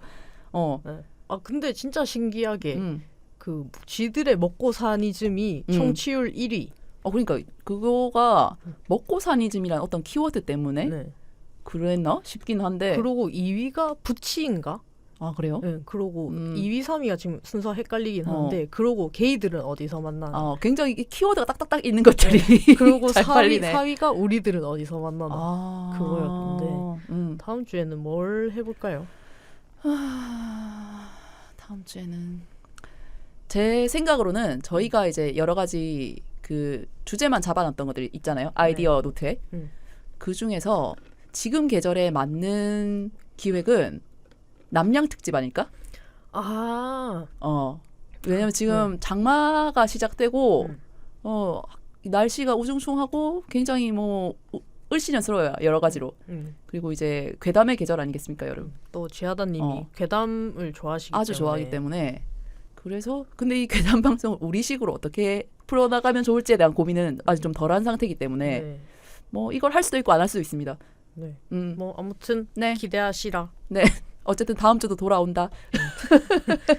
그럼 다음 시간까지. 네. 그러면 저희는 여기서 인사드리고 다음 주에 또 찾아뵙겠습니다. 지금까지 시골지 퀴어찌였습니다. 안녕.